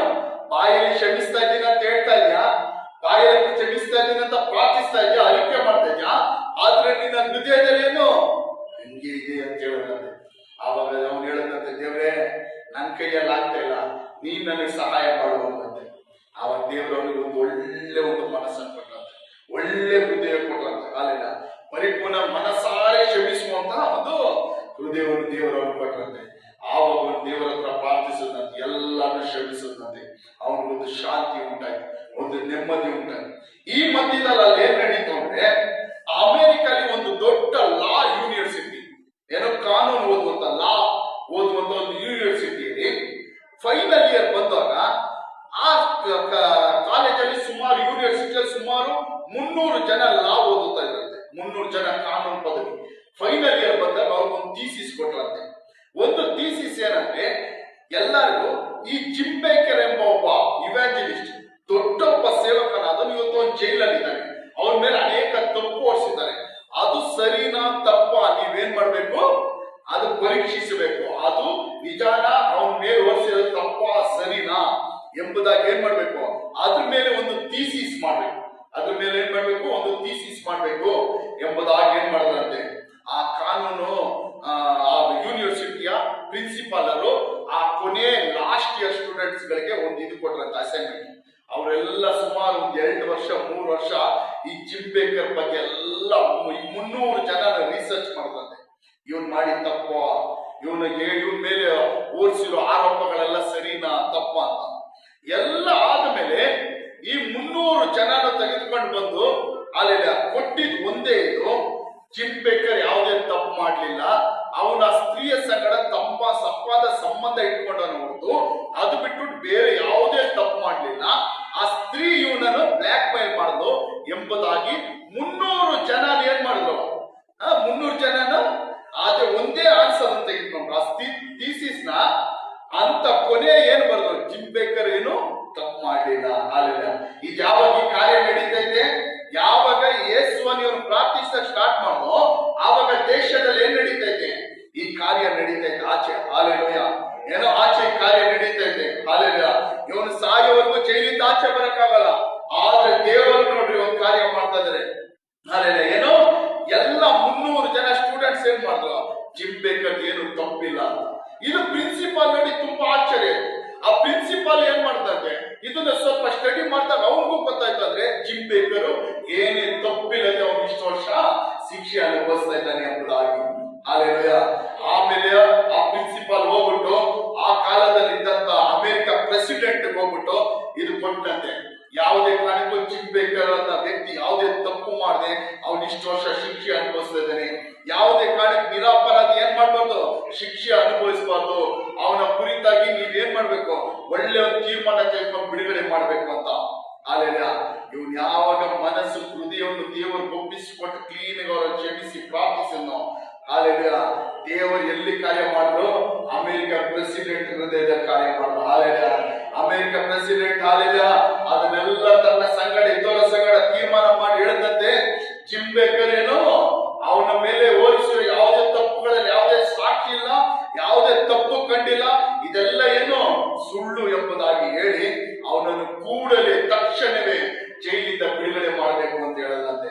ಹಾಲೆಲ್ಲ ಯಾವಾಗ ಇವನು ಪ್ರಾರ್ಥಿಸಿ ದೇವರಿಗೆ, ಹಾಲೆಲ್ಲ ಯಾವಾಗ ದೇವರಿಗೆ ಹೃದಯ ಪೂರ್ತಿಯಾಗಿ ಅವರನ್ನೆಲ್ಲ ಕ್ಷಮಿಸಿ ಒಪ್ಪಿಸಿಕೊಟ್ಟು ಪ್ರಾರ್ಥಿಸಿದನೋ ಆ ದಿನ ರಾತ್ರಿ ಅವನಿಗೆ ಒಂದು ನ್ಯೂಸ್ ಬಂದಂತೆ, ನೀನು ಜೈಲಿಂದ ಬಿಡುಗಡೆ ಮಾಡ್ತಾ ಇದೀವಿ. ಹಾಲೆಲ್ಲ ಏನೋ ಆ ರಾತ್ರಿ ನ್ಯೂಸ್ ಬಂದಂತೆ, ಜೈಲಿಂದ ನಿನ್ನಲ್ಲಿ ಯಾವುದೇ ತಪ್ಪಿಲ್ಲ. ಅಲ್ಲೆಲ್ಲ ಪ್ರೆಸಿಡೆಂಟ್ ಏನ್ ಮಾಡಿದ್ದಾನೆ, ನಿನ್ನಲ್ಲಿ ಯಾವುದೇ ತಪ್ಪಿಲ್ಲ ಅಂತ ಹೇಳಿ ನಿನ್ನ ಏನ್ ಮಾಡ್ತಾ ಇದ್ದಾನೆ, ಜೈಲಿಂದ ಬಿಡುಗಡೆ ಮಾಡ್ತಾ ಇದ್ದಾರೆ. ಹಾಲೆಲೂಯ. ಆವತ್ತು ಅವನು ಜೈಲಿಂದ ಬಂದ. ಹಾಲೆಲೂಯ. ಹಾಲೆಲೂಯ. ಹಾಲೆಲೂಯ. ಸ್ವಲ್ಪ ವರ್ಷಗಳು ಅವನು ತಿರ್ಗಾ ಸೇವೆ ಆರಂಭಿಸಿದ, ತಿರ್ಗಾ ಸೇವೆ ಮಾಡ್ದ. ಹಾಲೆಲೂಯ. ಅವನ ಕುರಿತಾಗಿ ಸಾಕ್ಷಿ ಹೇಳುತ್ತದೆ, ಒಬ್ಬ ವ್ಯಕ್ತಿ ಅವನ ಸೇವೆ ಮೂಲಕ ಆಶೀರ್ವದಿಸಲ್ಪಟ್ಟವನು. ಅವನು ಏನೇನು ಕಳ್ಕೊಂಡಿನೋ ಎಲ್ಲವನ್ನು ಒಬ್ಬ ವ್ಯಕ್ತಿ ಅವನಿಗೆ ತಿರುಗಿಸಿಕೊಟ್ಟಂತೆ. ಹಾಲೆಲೂಯ. ಹಾಲೆಲೂಯ. ಏನೇನು ಕಳ್ಕೊಂಡು ಒಬ್ಬ ವ್ಯಕ್ತಿ ಎಲ್ಲ ಆಸ್ತಿಯನ್ನು ಏನ್ ಮಾಡ್ದಂತೆ, ತಿರುಗಿಸಿಕೊಟ್ಟಂತೆ. ಅವರ ಹೆಂಡತಿ ಮಕ್ಕಳೆಲ್ಲ ಇವನ ಹತ್ರ ಏನ್ ಮಾಡ್ದಂತೆ, ಒಂದಾಗಿ ಸೇರಿದಂತೆ. ಹಾಲೆಲೂಯ. ಹಾಲೆಲೂಯ. ನೋಡಿ, ಎಷ್ಟೇ ಪಾಪ ಮಾಡಿದ್ರು, ನಾವೆಷ್ಟೇ ಅಕ್ರಮಗಳು ಮಾಡಿದ್ರು, ಗೊತ್ತಿದೆ ಅನೇಕ ಸಾರಿ ನಾವು ತಪ್ಪುಗಳಲ್ಲಿ ಪಾಪಗಳಲ್ಲಿ ಸಿಕ್ಕಾಕೊಂಡಿದ್ವಿ, ಪಾಪಗಳು ಮಾಡ್ಬಿಡ್ತೀವಿ. ಹಾಲೆಲೂಯ. ನಾವೊಂದು ತಿಳ್ಕೊಬೇಕು, ನಮ್ಮನ್ನು ಕ್ಷಮಿಸುವಂತ ಒಬ್ಬ ದೇವರು ನಮಗಿದ್ದಾರೆ. ಹಾಲೆಲೂಯ. ಹಾಲೆಲೂಯ. ನಮ್ಮನ್ನು ಮನ್ನಿಸುವಂತ ಒಬ್ಬ ದೇವರು ನಮಗಿದ್ದಾರೆ. ಹಾಲೆಲೂಯ. ನಮಗೋಸ್ಕರ 2000 ವರ್ಷದಿಂದ ನಮ್ಮ ಪಾಪಗಳಿಗೆ ಅಕ್ರಮಗಳಿಗಾಗಿ ಆತನು ತನ್ನ ರಕ್ತವನ್ನು ಸುರಿಸಿದ್ದಾನೆ. ಹಾಲೆಲೂಯ. ನಮಗೋಸ್ಕರ ಹೊಡೆಯಲ್ಪಟ್ಟಿದ್ದಾನೆ, ಜಜ್ಜಲ್ಪಟ್ಟಿದ್ದಾನೆ. ಹಾಲೆಲೂಯ. ಏನೇ ಅಕ್ರಮ, ಯಾವುದೇ ಅಪರಾಧ ಇರಲಿ, ನಮ್ಮನ್ನೆಲ್ಲ ಮನ್ನಿಸಿ ತಿರ್ಗಾ ನಮ್ಮನ್ನು ಪರಿಶುದ್ಧಪಡಿಸಿ ತಿರ್ಗಾ ದೇವರ ಸನ್ನಿಧಿಯಲ್ಲಿ ನಿಂತುಕೊಳ್ಳುವಂತೆ ಮಾಡುವಂತೆ ಶಕ್ತರಾಗಿ ಒಬ್ಬ ದೇವರಿಲ್ಲ ನಮಗೆ ಎಂಬುದಾಗಿ ನಾವು ಅರ್ಥಕೊಳ್ಬೇಕು, ತಿಳಿದುಕೊಳ್ಬೇಕು. ಹಾಲೆಲೂಯ. ಅನೇಕ ನಾವೇನ್ ಮಾಡ್ತೀವಿ ಅಂದ್ರೆ, ಏನಾದ್ರೂ ತಪ್ಪುಗಳಲ್ಲೋ ಪಾಪಗಳಲ್ಲೋ ನಾವು ಸಿಗಾಕೊಂಡ್ಬಿಟ್ರೆ ಅಲ್ಲೆಲ್ಲ ಇನ್ನ ನಮ್ಮ ಜೀವನ ಮುಂದೋಯ್ತು. ಈ ಪಾಪದಿಂದ, ಈ ತಪ್ಪಿಂದ ಬಿಡುಗಡೆ ಮಾಡೋದಕ್ಕೆ ನಮಗೆ ಯಾರು ಇಲ್ಲ. ಈ ಪಾಪ ನನ್ನನ್ನು ಯಾರು ಕ್ಷಮಿಸ್ತಾರೆ, ಯಾರು ಈ ತಪ್ಪನ್ನು ನಮ್ಮಿಂದ ಕ್ಷಮಿಸ್ತಾರೆ, ತೆಗೆದಾಕ್ತಾರೆ, ಮನ್ನಿಸ್ತಾರೆ ಎಂಬುದಾಗಿ ಹೇಳಿ ಅನೇಕ ಹಿಂಜಾರಿ ಹೋಗ್ಬಿಡ್ತಾರೆ, ದೇವರು ಬಿಟ್ಟು ಹೋಗ್ಬಿಡ್ತಾರೆ. ಆದ್ರೆ ನಾನು ನಿಮಗೆ ಇವತ್ತು ಹೇಳ್ತಾ ಇದ್ದೀನಿ, ನಮ್ಮ ಪಾಪಗಳು ಕಡು ಕೆಂಪಾಗಿದ್ದರು ಅದನ್ನು ಹಿಮದಂತೆ ಮಾಡುವಂತ ದೇವರು ನಾವು ಆರಾಧಿಸುವ ದೇವರು. ಹಲ್ಲೆಲೂಯ. ನಮ್ಮ ಪಾಪಗಳನ್ನು ತೆಗೆದು ಪೂರ್ವಕ್ಕೂ ಪಶ್ಚಿಮಕ್ಕೆ ಎಷ್ಟು ದೂರ ಇದೆಯೋ ಅಷ್ಟು ದೂರ ನಮ್ಮ ಪಾಪಗಳನ್ನ ಅಕ್ರಮಗಳ ನಮ್ಮನ್ನು ತೆಗೆದು ಬಿಸಾಡುವಂತ ದೇವರು. Hallelujah, hallelujah. ಏನಾದ್ರೂ ವಿಷಯಗಳನ್ನ ನಾನು ನಿಮ್ಗೆ ಹೇಳ್ತಾ ಇದ್ದೀನಿ, ಏನಾದ್ರೂ ವಿಷಯಗಳು ಸಿಗಾಕೊಂಡಿದ್ರೆ, ಏನಾದ್ರೂ ಕಾರ್ಯಗಳಲ್ಲಿ ಬಿದ್ದೋಗಿದ್ರೆ, ಯಾವ್ದಾದ್ರು ಕಾರ್ಯಗಳಲ್ಲಿ ಹಿಂಜಾರಿ ಹೋಗಿದ್ರೆ, ಯಾವ್ದಾದ್ರು ವಿಷಯಗಳಲ್ಲಿ ಎಡವಿದ್ರೆ, ಏನಾದ್ರೂ ವಿಷಯಗಳು ದೇವರಿಗೆ ಇಷ್ಟವಿಲ್ಲದ ಕಾರ್ಯಗಳು ನಿಮ್ಮ ಜೀವನದಲ್ಲಿ ನಡೆದಿದ್ರೆ, ದೇವರಿಗೆ ಇಷ್ಟವಿಲ್ಲದ ಕಾರ್ಯಗಳ ವಿಷಯಗಳಲ್ಲಿ ನೀವೇನಾದ್ರೂ ಸಿಕ್ಕಾಕೊಂಡಿದ್ರೆ, ನಾನು ನಿಮಗೆ ಹೇಳ್ತಾ ಇದ್ದೀನಿ, ಹಾಲೆಲ್ಲ ಅದನ್ನ ನೋಡಿ ಹಿಂಜಾರಿ ಹೋಗಬೇಡ್ರಿ, ಭಯಪಟ್ಟು ಹೋಗಬೇಡ್ರಿ. ನಮ್ಮನ್ನು ಹಾಲೆಲ್ಲ ಬಿಡಿಸಿ, ರಕ್ಷಿಸಿ, ಮನ್ನಿಸಿ, ತಿರ್ಗಾ ಪುನಃ ಸ್ಥಾಪಿಸುವಂತ ದೇವರು ನಮಗೊಪ್ಪಿದ್ದಾನೆ. ಆತನ ಹೆಸರು ಕರ್ತನಾದ ಯೇಸು ಕ್ರಿಸ್ತನು. ನಾವು ಮಾಡಬೇಕಾದ್ರೆ ಗೊತ್ತಾ? ಹಾಲೆಲ್ಲ ಪರಿಪೂರ್ಣ ಆತನಿಗೆ ಒಪ್ಪಿಸಿಕೊಡ್ಬೇಕು. ಹೃದಯದ ಅಂತರಾಳದಿಂದ ನಮ್ಮ ಪಾಪಗಳ ಕ್ಷಮಾಪಣೆಗಳನ್ನು ಕೇಳಬೇಕು. ಅಲ್ಲದೆ ಹೃದಯದ ಅಂತರಾಳದಿಂದ ನಾವೇನ್ ಮಾಡ್ಬೇಕು? ಕ್ಷಮಿಸು ದೇವರೇ, ನಾನು ತಪ್ಪು ಮಾಡಿದ್ದೀನಿ, ನಾನು ಪಾಪ ಮಾಡಿದ್ದೀನಿ, ನಾನು ಬಿದ್ದೋಗ್ಬಿಟ್ಟಿದ್ದೀನಿ, ಹಿಂಜಾರಿದ್ದೀನಿ, ನನ್ನನ್ನು ಕ್ಷಮಿಸು. ಆತನ ನೀತಿವಂತನು, ಸತ್ಯವಂತನು, ನಮ್ಮನ್ನು ತಿರ್ಗಾ ನಿಲ್ಲಿಸೋಕೆ ಆತನು ಯೋಗ್ಯನು. ಹಲ್ಲೆಲೂಯ. ಆತನು ನೀತಿವಂತನು, ಸತ್ಯವಂತನು. ಪಾಪ ಮಾಡಿದ್ದಾನೆ, ನನ್ನ ಮಗನು, ನನ್ನ ಮಗಳು ಪಾಪ ಮಾಡಿದ್ದಾನೆ, ಬಿದ್ದೋಗ್ಬಿಟ್ಟಿದ್ದಾನೆ ಎಂಬುದಾಗಿ ಹಂಗೆ ಬಿಡುವ ದೇವರಲ್ಲ, ಈಗ ನಮ್ಮನ್ನು ಮೇಲಕ್ಕೆತ್ತಿ ನಿಲ್ಲಿಸುವಂತ ದೇವರು. ಹಲ್ಲೆಲೂಯ. ಮೇಲಕ್ಕೆತ್ತಿ ನಮ್ಮನ್ನು ಏನ್ ಮಾಡ್ತಾನೆ? ನಿಲ್ಲಿಸುವಂತ ದೇವರು. Hallelujah, hallelujah. 1 ಯೋಹಾನ 2ನೇ ಅಧಿಕಾರ 2ನೇ ಅಧಿಕಾರದಲ್ಲಿ ಈ ರೀತಿಯಾಗಿ ಬರೆಯಲ್ಪಟ್ಟಿದೆ ನೋಡಿ. 1 ಯೋಹಾನ 2ನೇ ಅಧಿಕಾರ, ಯಾವನಾದರೂ ಪಾಪ ಮಾಡಿದರೆ ತಂದೆ ಬಳಿಯಲ್ಲಿ ನೀತಿವಂತನಾದ ಯೇಸು ಕ್ರಿಸ್ತನೆಂಬ ಸಹಾಯಕ ನಮಗಿದ್ದಾನೆ. ಹಲ್ಲೆಲೂಯ. ತೆಗೆದ್ರೆ ಎಲ್ಲರ ವಾಕ್ಯ 1 ಯೋಹಾನ 2ನೇ ಅಧಿಕಾರ. ಹಲ್ಲೆಲೂಯ. ತೆಗೆರಿ, ಓದ್ರಿ ಒಬ್ರು, ಓದಿ ಒಬ್ರು. 2ನೇ ಅಧಿಕಾರ 1ನೇ ವಾಕ್ಯ. ನನ್ನ ಪ್ರಿಯರಾದ ಮಕ್ಕಳೇ, ನೀವು ಪಾಪ ಮಾಡದಂತೆ ಈ ಮಾತುಗಳನ್ನು ನಿಮಗೆ ಬರೆಯುತ್ತೇನೆ. ಯಾವನಾದರೂ ಪಾಪ ಮಾಡಿದರೆ ತಂದೆಯ ಬಳಿಯಲ್ಲಿ ನೀತಿವಂತನಾದ ಯೇಸು ಕ್ರಿಸ್ತನೆಂಬ ಸಹಾಯಕರು ನಮಗಿದ್ದಾನೆ.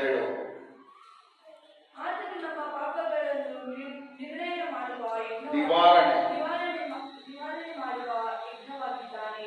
ನಮ್ಮ ಪಾಪಗಳನ್ನು ಮಾತ್ರವಲ್ಲದೆ ಸಮಸ್ತ ಲೋಕದ ಪಾಪಗಳನ್ನು ಸಹ ನಿವಾರಣೆ ಮಾಡುತ್ತಾನೆ. ಹಲ್ಲೆಲೂಯ. ನೋಡಿ, ದೇವರ ವಾಕ್ಯ ಹೇಳ್ತದೆ, ಯಾವನಾದರೂ ಪಾಪ ಮಾಡಿದರೆ ತಂದೆ ಬಳಿಯಲ್ಲಿ ನೀತಿವಂತನಾದ ಯೇಸು ಕ್ರಿಸ್ತನೆಂಬ ಸಹಾಯಕ ನಮಗಿದ್ದಾನೆ. ಅಲ್ಲೆಲ್ಲ ನಮ್ಗೆ ಯಾರಿದ್ದಾನೆ ಸಹಾಯಕನು? ಅಲ್ಲೆಲ್ಲ ಎಲ್ಲರೂ ಹೇಳ್ರಿ ಶಬ್ದವಾಗಿ, ನಮ್ಗೆ ಯಾರೊಬ್ಬ ಸಹಾಯಕನಿದ್ದಾನೆ. ಯಾರು? ಯೇಸು ಕ್ರಿಸ್ತನು. ಆತನ ಯಾರು? ತಂದೆ ಬಳಿಯಲ್ಲಿರುವ ನೀತಿವಂತನಾದ ಸಹಾಯಕನು. ಅಲ್ಲೆಲ್ಲ ನೀತಿವಂತನ ಸಹಾಯಕನು. ಪಾಪ ಏನಾದರೂ ತಪ್ಪುಗಳು, ಪಾಪಗಳು ನಮ್ಮ ಜೀವನದಲ್ಲಿ ನಡೆದಿದ್ರೆ ನಾವ್ ಏನ್ ಮಾಡ್ಬಾರ್ದು?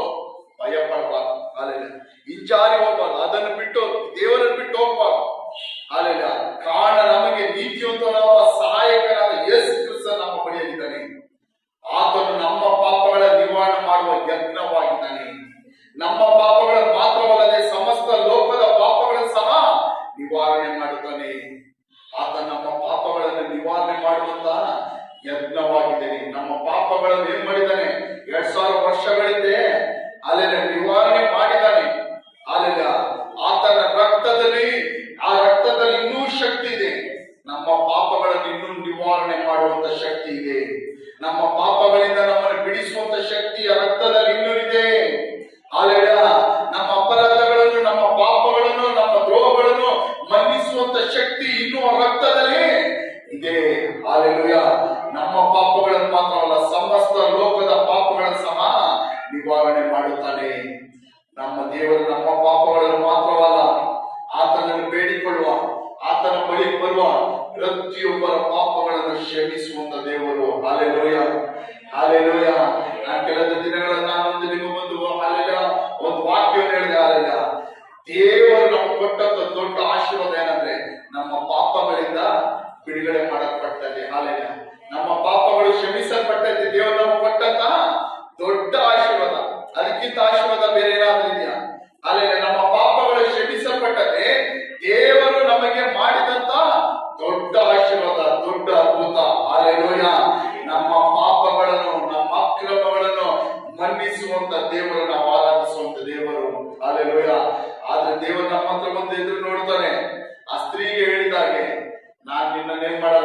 ದಂಡಿಸಲ್ಲ. ಆದ್ರೆ ಇನ್ನ ನೀನ್ ಏನ್ ಮಾಡ್ಬಾರ್ದು, ಪಾಪ ಮಾಡ್ಬಾರ್ದು. ಅಲ್ಲಿ ಏನ್ ಮಾಡ್ಬಾರ್ದು, ಅಲ್ಲಿ ಇನ್ನ ಏನ್ ಮಾಡ್ಬಾರ್ದು, ನೀನು ಆ ಮಾರ್ಗದಲ್ಲಿ ನಡಿಬಾರ್ದು. ಅಲ್ಲಿ ಇನ್ನ ನೀನು ಆ ತಪ್ಪು ಮಾಡಬಾರ್ದು. ನಾನಿನ್ನ ಕ್ಷಮಿಸಿದ್ದೀನಿ, ನಾನಿನ್ನ ಮನ್ನಿಸಿದ್ದೀನಿ. ಯಾಕೆ ಯೇಸು ಸ್ವಾಮಿ ನಮ್ಮನ್ನು ಮನ್ನಿಸುತ್ತಾರೆ, ಕ್ಷಮಿಸುತ್ತಾರೆ ಅಂದ್ರೆ ಇನ್ನ ನಾವು ಆ ತಪ್ಪುಗಳನ್ನ ಆ ಮಾರ್ಗದಲ್ಲಿ ನಾವು ಏನ್ ಮಾಡ್ಬಾರ್ದು, ನಡಿಬಾರ್ದು. ಹಾಲೆಲೂಯ. ಯಾವುದೇ ಕಾರಣಕ್ಕೂ ನಡಿಬಾರ್ದು. ಹಾಲೆಲೂಯ. ದೇವರ ವಾಕ್ಯ ಹೇಳುತ್ತದೆ, ಹಂದಿ ಏನ್ ಮಾಡುತ್ತದಂತೆ, ಹಂದಿ ಏನ್ ಮಾಡುತ್ತದೆ, ಎಷ್ಟೇ ಸ್ನಾನ ಮಾಡಿಸೋದು ತಿರ್ಗಾ ಅದೆಲ್ಲೂ ಹೋಗಿ ಬೀಳುತ್ತದೆ. ಎಲ್ಲಿಗಾಗೆ, ರೊಚ್ಚಲ್ಲಿ ಬೀಳುತ್ತದೆ. ಹಾಲೆಲ್ಲ ನಾಯಿ ಏನ್ ಮಾಡುತ್ತದೆ ಅಂದ್ರೆ ದೇವರ ವಾಕ್ಯ ಹೇಳುತ್ತದೆ, ತಾನು ಕಕ್ಕಿದನ್ನು ತಾನು ತಿನ್ನುತ್ತದೆ. ಹಾಲೆಲ್ಲ ಅದು ನಾಯಿ ಮಾತ್ರ ತಿನ್ನೋದು, ಬೇರೆ ಯಾರು ತಿನ್ನಲ್ಲ. ಹಾಲೆಲ್ಲ ಕಕ್ಕಿದನ್ನು ತಿನ್ನೋದು ಯಾರು, ನಾಯಿ ಮಾತ್ರ. ಹಾಲೆಲ್ಲ ದೇವರ ವಾಕ್ಯ ಹೇಳುತ್ತದೆ. ಅದೇ ರೀತಿ ಹಾಲೆಲ್ಲ ಪಾಪವನ್ನು ಕಕ್ಕಿದ ನಾವು ತಿರ್ಗಾ ಅದನ್ನು ಏನ್ ಮಾಡ್ಬಾರ್ದು, ಆ ಕೆಸರಲ್ಲಿ ಹೋಗಿ ಬಿಡಕ್ ಹೋಗ್ಬಾರ್ದು. ಪಾಪಕ್ಕಿಂತ ತೊಳೆಯಲ್ಪಟ್ಟವರು ನಾವು.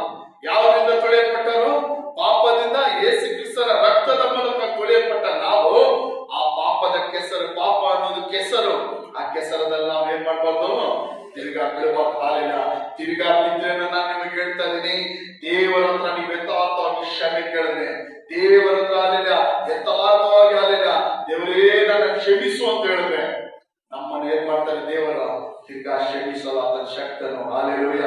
ತಿರ್ಗಾ ರಕ್ಷಿಸಲು ಶಕ್ತನ ಆತನು, ತಿರ್ಗಾ ಬಿಡುಗಡೆ ಮಾಡಲು ಶಕ್ತನು, ತಿರ್ಗಾ ನಮ್ಮನ್ನು ನೀತಿವಂತನಾಗಿ ಇಳಿಸಲು ಶಕ್ತನು, ತಿರ್ಗಾ ನಮ್ಮನ್ನ ದಾಸತ್ವದಿಂದ ಬಿಡುಗಡೆ ಮಾಡಲು ಆತನ ಶಕ್ತನು, ತಿರ್ಗಾ ಪಾಪದಿಂದ ನಮ್ಮನ್ನು ಬಿಡಿಸಿ ನಮ್ಮನ್ನು ಕಾಪಾಡಲು ರಕ್ಷಿಸಲು ಆತನು ಶಕ್ತನು.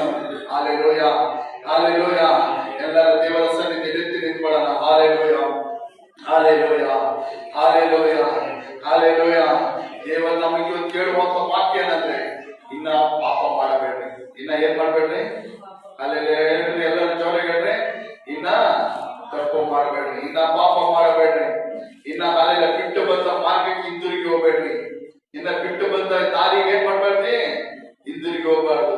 ಅಲ್ಲೆಲ್ಲ ಹಿಂದಿರುಗಿ ನೋಡ್ಬಾರ್ದು. ಬಿಟ್ಟು ಬಂದ ಯಾವುದೇ ಕಾರ್ಯಗಳನ್ನು ಹಿಂದಿರುಗಿ ನೋಡ್ಬಾರ್ದು. ಹಿಂದಿರುಗಿ ನೋಡಿದ್ರೆ ಏನಾಗ್ತೀವಿ, ಉಪ್ಪು ಸ್ತಂಭವಾಗ್ತೀವಿ. ಯಾರ ರೀತಿ, ಲೋತನ ಹೆಂಡತಿ ರೀತಿ ಹಿಂದಿರುಗಿ ನೋಡಿದ್ರೆ ಉಪ್ಪು ಸ್ತಂಭವಾಗ್ತೀವಿ. ಲೋತನ ಹೆಂಡತಿ ಸೋದರ ಗೊಮೋರ ಪಟ್ಟಣ ಬಿಟ್ಟು ಹಿಂದಿರುಗಿ ಬಂದು ಅಲ್ಲೆಲ್ಲ ದೇವರು ಅವರನ್ನು ಕರ್ಕೊಂಡು ಆಚೆ ಬಂದ್ರು. ಸೋದರ ಗೊಮೋರ ಪಟ್ಟಣ ಅಂದ್ರೆ ನಮ್ಗೆಲ್ಲ ಗೊತ್ತು. ಅದರ ಅರ್ಥ ಏನಂದ್ರೆ ಪಾಪ, ಪಾಪ ತುಂಬಲ್ಪಟ್ಟಂತ, ದೇವರಿಗೆ ವಿರುದ್ಧವಾಗಿ ಬಹಳವಾದ ದುಷ್ಕೃತ್ಯಗಳು, ಪಾಪಗಳಿಗೆ ತುಂಬಲ್ಪಟ್ಟ ಪಟ್ಟಣ ಸೋದರ ಗೊಮೋರ. ಅಲ್ಲಿ ದೇವದೂತರು ಬಂದು ಲೋತನನ್ನು, ಅವರ ಹೆಂಡತಿ ಮಕ್ಕಳನ್ನು ಅಲ್ಲೆಲ್ಲ ಆ ಪಟ್ಟಣದಿಂದ ರಕ್ಷಿಸುವ ಒಂದು ಆಜ್ಞೆ ಕೊಡ್ತಾರೆ. ನೀವು ಯಾವುದೇ ಕಾರಣಕ್ಕೂ ಈ ಪಟ್ಟಣವನ್ನು ಏನ್ ಮಾಡ್ಬಾರ್ದು, ಹಿಂದಿರುಗಿ ನೋಡ್ಬಾರ್ದು. ಹಾಲೆಲೂಯ. ಅದರ ಅರ್ಥ ಏನಂದ್ರೆ, ಆ ಪಾಪದ ಪಟ್ಟಣನ, ಪಾಪವನ್ನು ನೀವೇನ್ ಮಾಡ್ಬಾರ್ದು, ಯಾವುದೇ ಕಾರಣಕ್ಕೂ ಹಿಂದಿರುಗಿ ನೋಡ್ಬಾರ್ದು. ಆ ಪಾಪಕ್ಕೆ ಹಿಂದಿರುಗಿ ಬರಬಾರ್ದು. ಆ ಮಾರ್ಗಕ್ಕೆ ನೀವೇನ್ ಮಾಡ್ಬಾರ್ದು, ಹಿಂದಿರುಗಿ ಬರಬಾರ್ದು. ನಾನ್ ನಿಮ್ಮಲ್ಲಿ ಪಾಪದಿಂದ ಬಿಡಿಸಿದ್ದೀನಿ, ನಾನ್ ನಿಮ್ಮಲ್ಲಿ ಸೋದರ ಗೊಮೋರ ಪಟ್ಟಣದಿಂದ ಬಿಡಿಸಿದ್ದೀನಿ, ಯಾವುದೇ ಕಾರಣಕ್ಕೆ ಹಿಂದಿರುಗಿ ನೋಡಬಾರ್ದು ಅಂತ ಹೇಳಿದ್ರು. ಆದ್ರೆ ಲೋತನ ಹೆಂಡತಿ ಏನ್ ಮಾಡಿದ್ರು, ಸ್ವಲ್ಪ ದೂರ ಹೋದ್ಮೇಲೆ ಅಲ್ಲೆಲ್ಲ ಹಿಂದಿರುಗಿ ನೋಡಿದ್ರು. ಹಾಲೆಲ್ಲ. ಹಾಲೆಲೂಯ. ಇವತ್ತು ನಾವು ಅಷ್ಟೇ ಅನೇಕ ಜನಗಳು ಅನೇಕ ಸಾರಿ ಅಲ್ಲೆಲ್ಲ ದೇವರು ಹೇಳ್ತಾರೆ, ಯಾವುದೇ ಕಾರಣಕ್ಕೆ ಮುಂದೆ ಇಟ್ಟಂತ ಕಾಲ ಹಿಂದೆ ಇಡಬೇಡ ಎಂಬುದಾಗಿ. ಹಿಂದಿರುಗಿ ನೋಡಬಾರ್ದು ಅಂದ್ರೇನು, ನಾವು ಅನೇಕ ಸಾರಿ ರಕ್ಷಣೆ ಹೊಂದಿದೀವಿ, ಸಭೆಗೆ ಬರ್ತೀವಿ, ಅಲ್ಲೆಲ್ಲ ಯೇಸುವನ್ನು ಆರಾಧಿಸುತ್ತೀವಿ, ಅನೇಕ ವಿಷಯಗಳನ್ನ ನಾವು ಹಿಂದಿರುಗಿ ನೋಡ್ತೀವಿ ಅಲ್ವಾ. ಅಲ್ಲೆಲ್ಲ ಹೌದಾ ಇಲ್ವಾ, ಅನೇಕ ಕಾರ್ಯಗಳನ್ನ ನಾವೇನ್ ಮಾಡ್ತೀವಿ, ಲೋತನ ಹೆಂಡತಿ ರೀತಿಯಲ್ಲಿ ಅನೇಕ ವಿಷಯಗಳಲ್ಲಿ ಹಿಂದಿರುಗಿ ನೋಡ್ತೀವಿ. ಹಾಲೆಲೂಯ. ಹಾಲೆಲೂಯ. ಯೇಸುವಿನ ಹತ್ರ ಬರಕ್ ಮುಂಚೆ ನಾನು ಹಂಗಿದ್ದೆ, ಹಿಂಗಿದ್ದೆ, ಎಷ್ಟು ಚೆನ್ನಾಗಿದ್ದೆ. ಹಾಲೆಲೂಯ. ನಾನು ಏನು ಬೇಕಾದ್ರೂ ಮಾಡ್ಬೋದಾಯ್ತು, ಹೆಂಗ್ ಬೇಕಾದ್ರೂ ಜೀವಿಸ್ಬೋದಾಯ್ತು. ಅಲ್ಲೆಲ್ಲ ಏನ್ ಬೇಕಾ ಮಾಡ್ಬೋದು. ಈ ಭಾನುವಾರ ಅಲ್ಲೆಲ್ಲ ಸಭೆಗೆ ಬರ್ಬೇಕು ಅಂತಿಲ್ಲ, ಈ ಭಾನುವಾರ ಚೆನ್ನಾಗಿ ಮಲ್ಕೊಂಡು ಅಲ್ಲಿ ಫಿಲಂ ನೋಡ್ಕೊಂಡು ಅಲ್ಲೆಲ್ಲ ಮಾಲಿಗಿಲಿ ಸುತ್ತಾಡ್ಕೊಂಡು ಆರಾಮಾಗಿರ್ಬೋದಾಯ್ತು. ಅನೇಕ ರೀತಿಯಾಗಿ ಹಿಂದಿರುಗಿ ನೋಡ್ತಾರೆ. ಹಾಲೆಲೂಯ. ಹಾಲೆಲೂಯ. ನಾನು ನಿಮ್ಗೆ ಹೇಳ್ತಾ ಇದ್ದೀನಿ, ಯಾವುದೇ ಕಾರಣಕ್ಕೂ ಮುಂದೆ ಇಟ್ಟ ಹೆಜ್ಜೆ ಅಂತ ಹಿಂದೆ ಇಡುವುದು ಹೋಗಬೇಡ್ರಿ. ಹಾಲೆಲೂಯ. ಮುಂದೆ ಮಾರ್ಗ ಹೋಗುತ್ತಿರೋ ಮಾರ್ಗವನ್ನು ಯಾವುದೇ ಕಾರಣಕ್ಕೆ ಹಿಂದಿರುಗಿ ನೋಡಕ್ ಹೋಗ್ಬೇಡ್ರಿ. ಬಿಟ್ಟು ಬಂದಂತ ಯಾವುದೇ ವಿಷಯ ಯಾವುದೇ ಕಾರಣಕ್ಕೆ ಹಿಂದಿರುಗಿ ನೋಡಬೇಡ್ರಿ.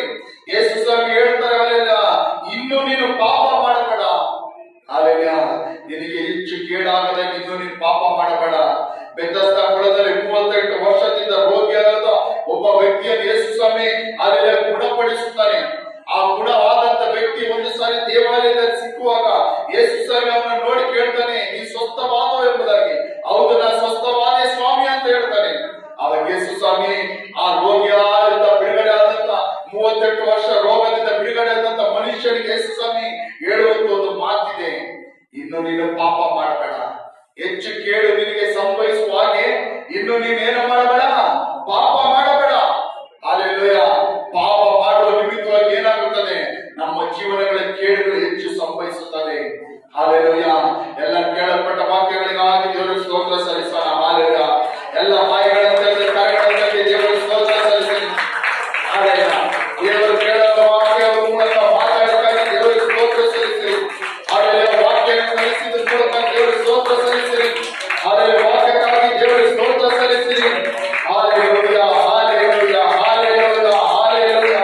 ನಮ್ಮನ್ನು ರಕ್ಷಿಸಿ ಬಿಡುಗಡೆ ಮಾಡುತ್ತಾನೆ ಯೇಸು ಸ್ವಾಮಿ. ಕಲ್ವಾಶಿಗಳು ಒಡೆಯಲ್ಪಟ್ಟರು, ಕೆತ್ತಲ್ಪಟ್ಟು. ಹಲ್ಲೆಲೂಯಾ. ನಾವಿನ್ನು ಪಾಪದಲ್ಲೇ ಜೀವಿಸುತ್ತಲ್ಲ, ನಾವಿನ್ನು ಅಕ್ರಮದಲ್ಲೇ ಜೀವಿಸುತ್ತಲ್ಲ, ನಾವಿನ್ನು ಅಪರಾಧಿಗಳಾಗಿ ಜೀವಿಸುತ್ತಲ್ಲ, ನಾವಿನ್ನು ಪಾಪಿಗಳಾಗಿ ಜೀವಿಸುತ್ತಲ್ಲ. ಯೇಸು ಸ್ವಾಮಿ ಕಲ್ವಾಶಿ ಮೇಲೆ ಹೊಡೆಯಲ್ಪಟ್ಟು, ಕೆತ್ತಲ್ಪಟ್ಟು ತನ್ನ ರಕ್ತವನ್ನು ಸುರಿಸಿದ್ದು. ಹಲ್ಲೆಲೂಯಾ. ಇನ್ನು ಪಾಪ ಮಾಡದೆ, ಹಲ್ಲೆಲೂಯಾ, ಇನ್ನು ದಾಸತ್ವದಲ್ಲಿ ಸಿಕ್ಕಾಕೊಳ್ಳದೆ, ಇನ್ನು ಲೋಕದ ಒಳಗೆ ಸಿಕ್ಕಾಕೊಳ್ಳದೆ, ಹಲ್ಲೆಲೂಯಾ, ಸ್ತೋತ್ರದವರೇ, ಹಲ್ಲೆಲೂಯಾ, ನೀತಿವಂತರಾಗಿ, ಪರಿಶುದ್ಧರಾಗಿ, ಹಲ್ಲೆಲೂಯಾ, ಸ್ತೋತ್ರ, ದೇವರ ಮುಂದೆ ಜೀವಿಸುತ್ತಾಗಿ. ಯೇಸು ಸ್ವಾಮಿ 2000 ವರ್ಷಗಳಿಂದ ಕಲ್ವಾರಿ ಮೇಲೆ ಒಡೆಯಲ್ಪಟ್ಟನು, ಚಚ್ಚಲ್ಪಟ್ಟನು. ದೇವರು ನಾವು ಇವತ್ತು ಹೇಳುವಂತ ವಾಕ್ಯ ಏನಂದ್ರೆ, ದೇವರ ಬಗ್ಗೆ ಕೊಡುವಂತ ಸಂದೇಶ ಏನಂದ್ರೆ, ಯಾವುದೇ ಕಾರಣಕ್ಕೆ ಹಿಂದಿರುಗಿ ನೋಡಬೇಡ್ರಿ. ಎಂತ ಪರಿಸ್ಥಿತಿ ಬರಲಿ, ಯಾವುದೇ ಕಾರಣಕ್ಕೆ ಹಿಂದಿರುಗಿ ನೋಡಬೇಡ್ರಿ. ಅಲ್ಲಿ ಯಾವುದೇ ಕಾರಣಕ್ಕೆ ಬಿಟ್ಟಂತ ಕಾರ್ಯಗಳನ್ನು ಹಿಂದಿರುಗಿ ನೋಡಬೇಡ್ರಿ. ಬಿಟ್ಟು ಬಂದಂತ ಮಾರ್ಗವನ್ನು ಹಿಂದೆ ನೋಡಬೇಡ್ರಿ. ಆ ಮಾರ್ಗಕ್ಕೆ ತಿರ್ಗಾ ಹೋಗೋಕೆ ಪ್ರಯತ್ನಿಸಬೇಡ್ರಿ. ಹಲ್ಲೆಲೂಯಾ. ಶತ್ರು ನಮ್ಮನ್ನ ಆ ಮಾರ್ಗದ ಕಡೆಗೆ ಎಳ್ಕೊಂಡು ಹೋಗುತ್ತೆ ಪ್ರಯತ್ನಿಸುತ್ತಾನೆ. ಶತ್ರು ನಮ್ಮನ್ನು ಹಿಂಚಾರಿ ಹೋಗುವಂತೆ ಮಾಡುವಂತೆ ಪ್ರಯತ್ನಿಸುತ್ತಾನೆ. ಹಲ್ಲೆಲೂಯಾ, ಸ್ತೋತ್ರ. ಅನೇಕ ಕಾರ್ಯಗಳನ್ನು, ಅನೇಕ ಗೊಂದಲಗಳನ್ನು ನಮ್ಮಲ್ಲಿ ಕೊಟ್ಟು, ಅನೇಕ ಗಲಿಬಿಲಿಗಳನ್ನು ನಮ್ಮೊಳಗೆ ಹಾಕಿ, ಶತ್ರು ನಮ್ಮನ್ನು ಈ ಮಾರ್ಗದಿಂದಲೂ, ಈ ದಾರಿಯಿಂದಲೂ, ದೇವರ ಬಳಿಯಿಂದಲೂ, ಯೇಸುವಿನ ಬಳಿಯಿಂದಲೂ ಹಿಂಚಾರಿ ಹೋಗುವಂತೆ, ಹಿಂದಕ್ಕೆ ಹೋಗುವಂತೆ ಶತ್ರು ಮಾಡುತ್ತಾನೆ. ಈ ವಿಷಯಗಳಲ್ಲಿ ಎಚ್ಚರಿಕೆ ಆಗಿರಬೇಕು. ಹಲ್ಲೆಲೂಯಾ. ಹಲ್ಲೆಲೂಯಾ. ವಿಷಯಗಳಲ್ಲಿ ಎಚ್ಚರಿಕೆ ಆಗಿರಬೇಕು. ಯಾವುದೇ ಕಾರಣ ಹಲ್ಲೆಲೂಯಾ ಯೇಸು ಬಿಟ್ಟು ಹೋಗುವಂತ ಯಾವುದೇ ಮನಸ್ಸುಗಳು ಇರಬಾರದು. ಹಲ್ಲೆಲೂಯಾ. ತಿರ್ಗಾ ಪಾಪದ ಮಾರ್ಗದಲ್ಲಿ ಹಲ್ಲೆಲೂಯಾ ಹೋಗುವಂತ ಯಾವುದೇ ಮನಸ್ಸುಗಳು ಇರಬಾರದು. ಹಲ್ಲೆಲೂಯಾ. ನಾವು ಬಿಡುಗಡೆ ಆಗಲ್ಪಟ್ಟವರು, ನಾವೆಲ್ಲರೂ ರಕ್ಷಿಸಲ್ಪಟ್ಟವರು. ನಾವೆಲ್ಲ ಏನ್ ಗುಂಪು ಅಂದ್ರೆ ಬಿಡುಗಡೆ ಆಗಲ್ಪಟ್ಟಂತ ಗುಂಪು, ರಕ್ಷಿಸಲ್ಪಟ್ಟಂತ ಗುಂಪು. ಯಾವುದರಿಂದ ರಕ್ಷಿಸಲ್ಪಟ್ಟವರು? ಪಾಪಗಳಿಂದ, ಶಾಪಗಳಿಂದ, ಹಲ್ಲೆಲೂಯಾ, ಸ್ತೋತ್ರ, ಸೈತಾನನ ಎಲ್ಲಾ ಕಾರ್ಯಗಳಿಂದ, ಲೋಕದ ಕಾರ್ಯಗಳಿಂದ ರಕ್ಷಿಸಲ್ಪಟ್ಟಂತ ಗುಂಪು. ಹಲ್ಲೆಲೂಯಾ. ಒಂದು ತಿಳ್ಕೊಳ್ಳಿ, ಹಲ್ಲೆಲೂಯಾ, ಯಾವುದೇ ಕಾರಣಕ್ಕೆ ನಾವು ರಕ್ಷಿಸಲ್ಪಟ್ಟವರು. ಹಲ್ಲೆಲೂಯಾ. ನಾವು ದಾಸತ್ವದಿಂದ ಬಿಡುಗಡೆ ಆದವರು, ನೊಗಗಳಿಂದ ನೊಗಗಳು ಮುರಿಯಲ್ಪಟ್ಟವರು, ನಮ್ಮ ಕತ್ತಿನ ಮೇಲೆ ಹಾಕಲ್ಪಟ್ಟ ನೊಗಗಳು ನಾವು ಮುರಿಯಲ್ಪಟ್ಟವರು. ಯಾವುದೇ ಕಾರಣಕ್ಕೆ ನೊಗದ ತಿರ್ಗಾ ಸಿಗಾಕೊಳ್ಳಕ್ ಹೋಗ್ಬೇಡ್ರಿ. ಯಾವುದೇ ಕಾರಣಕ್ಕೂ ದಾಸತ್ವದ ಸಿಗಾಕೊಳ್ಳಕ್ ಹೋಗ್ಬೇಡ್ರಿ. ಐಗುಪ್ತ ದೇಶದಿಂದ ಇಸ್ರೇಲ್ ಜನಗಳು ಬಿಡುಗಡೆ ಆದವ ಅನೇಕ ಸಾರಿ ಅವರಿಗೆ ಕಷ್ಟಗಳು, ದುಃಖಗಳು, ಹಿಂಸೆಗಳು, ಹಲ್ಲೆಲೂಯಾ, ಅನೇಕ ಸಾರಿ ಬಂದಾಗ ಅವರು ಕೊಣಕುಟ್ಟಿ ಅವ್ರು ಹೇಳುವಂತ ಒಂದು ಮಾತು, ನಾವು ಐಗುಪ್ತ ದೇಶದಲ್ಲಿ ಇದ್ದಿದ್ರೆ ಎಷ್ಟೋ ಚೆನ್ನಾಗಿರುತ್ತೆ, ಐಗುಪ್ತ ದೇಶದಲ್ಲಿ ಇದ್ದಿದ್ರೆ ನಮಗೆ ಎಷ್ಟೋ ಸಮೃದ್ಧಿಯಾದ ಆಹಾರವಿತ್ತು, ಮಾಂಸ ಇತ್ತು, ಊಟ ಇತ್ತು. ಹಲ್ಲೆಲೂಯಾ. ದೇವರವರನ್ನು ಬಿಡುಗಡೆ ಮಾಡಲು ಕಾನಾನ್ ದೇಶದ ಕಡೆಗೆ ಅವರು ನಡೆಸಿದ್ರು. ಹಲ್ಲೆಲೂಯಾ. ಆ ಇಸ್ರೇಲ್ ಜನಗಳು ಅನೇಕ ಸಾರಿ ಹಿಂದಿರುಗಿ ನೋಡಿ, ಹಿಂದಿರುಗಿ ನೋಡಿ, ಆ ಹಿಂದಿರುಗಿ ನೋಡಿದ ಫಲ ಏನೆಂಬುದಾಗಿ ನಾನು ನಿಮಗೆ ಹೇಳ್ತೀನಿ ನೋಡಿರಿ. ಹಿಂದಿರುಗಿ ನೋಡಿದ ಫಲದ ನಿಮಿತ್ತವಾಗಿ ಅವರು ಯಾರೊಬ್ಬರು ಕೂಡ ಆ ದೇವರು ವಾಗ್ದಾನ ಮಾಡಿದ ಕಾನಾನ್ ದೇಶಕ್ಕೆ ಒಬ್ಬರು ಸೇರಲಿಲ್ಲ. ಎಲ್ಲ ಅರಣ್ಯದಲ್ಲಿ ನಾಶವಾಗುವುದು. ಯಾಕೆಲ್ಲ ಅರ್ಥ ಆಗ್ತೈತೆ? ಹಲ್ಲೆಲೂಯಾ. ಹಲ್ಲೆಲೂಯಾ. ಹಲ್ಲೆಲೂಯಾ. ಹಿಂಚಾರಿ ಹೋಗುವ ಪರಿಸ್ಥಿತಿ ನೋಡಿ.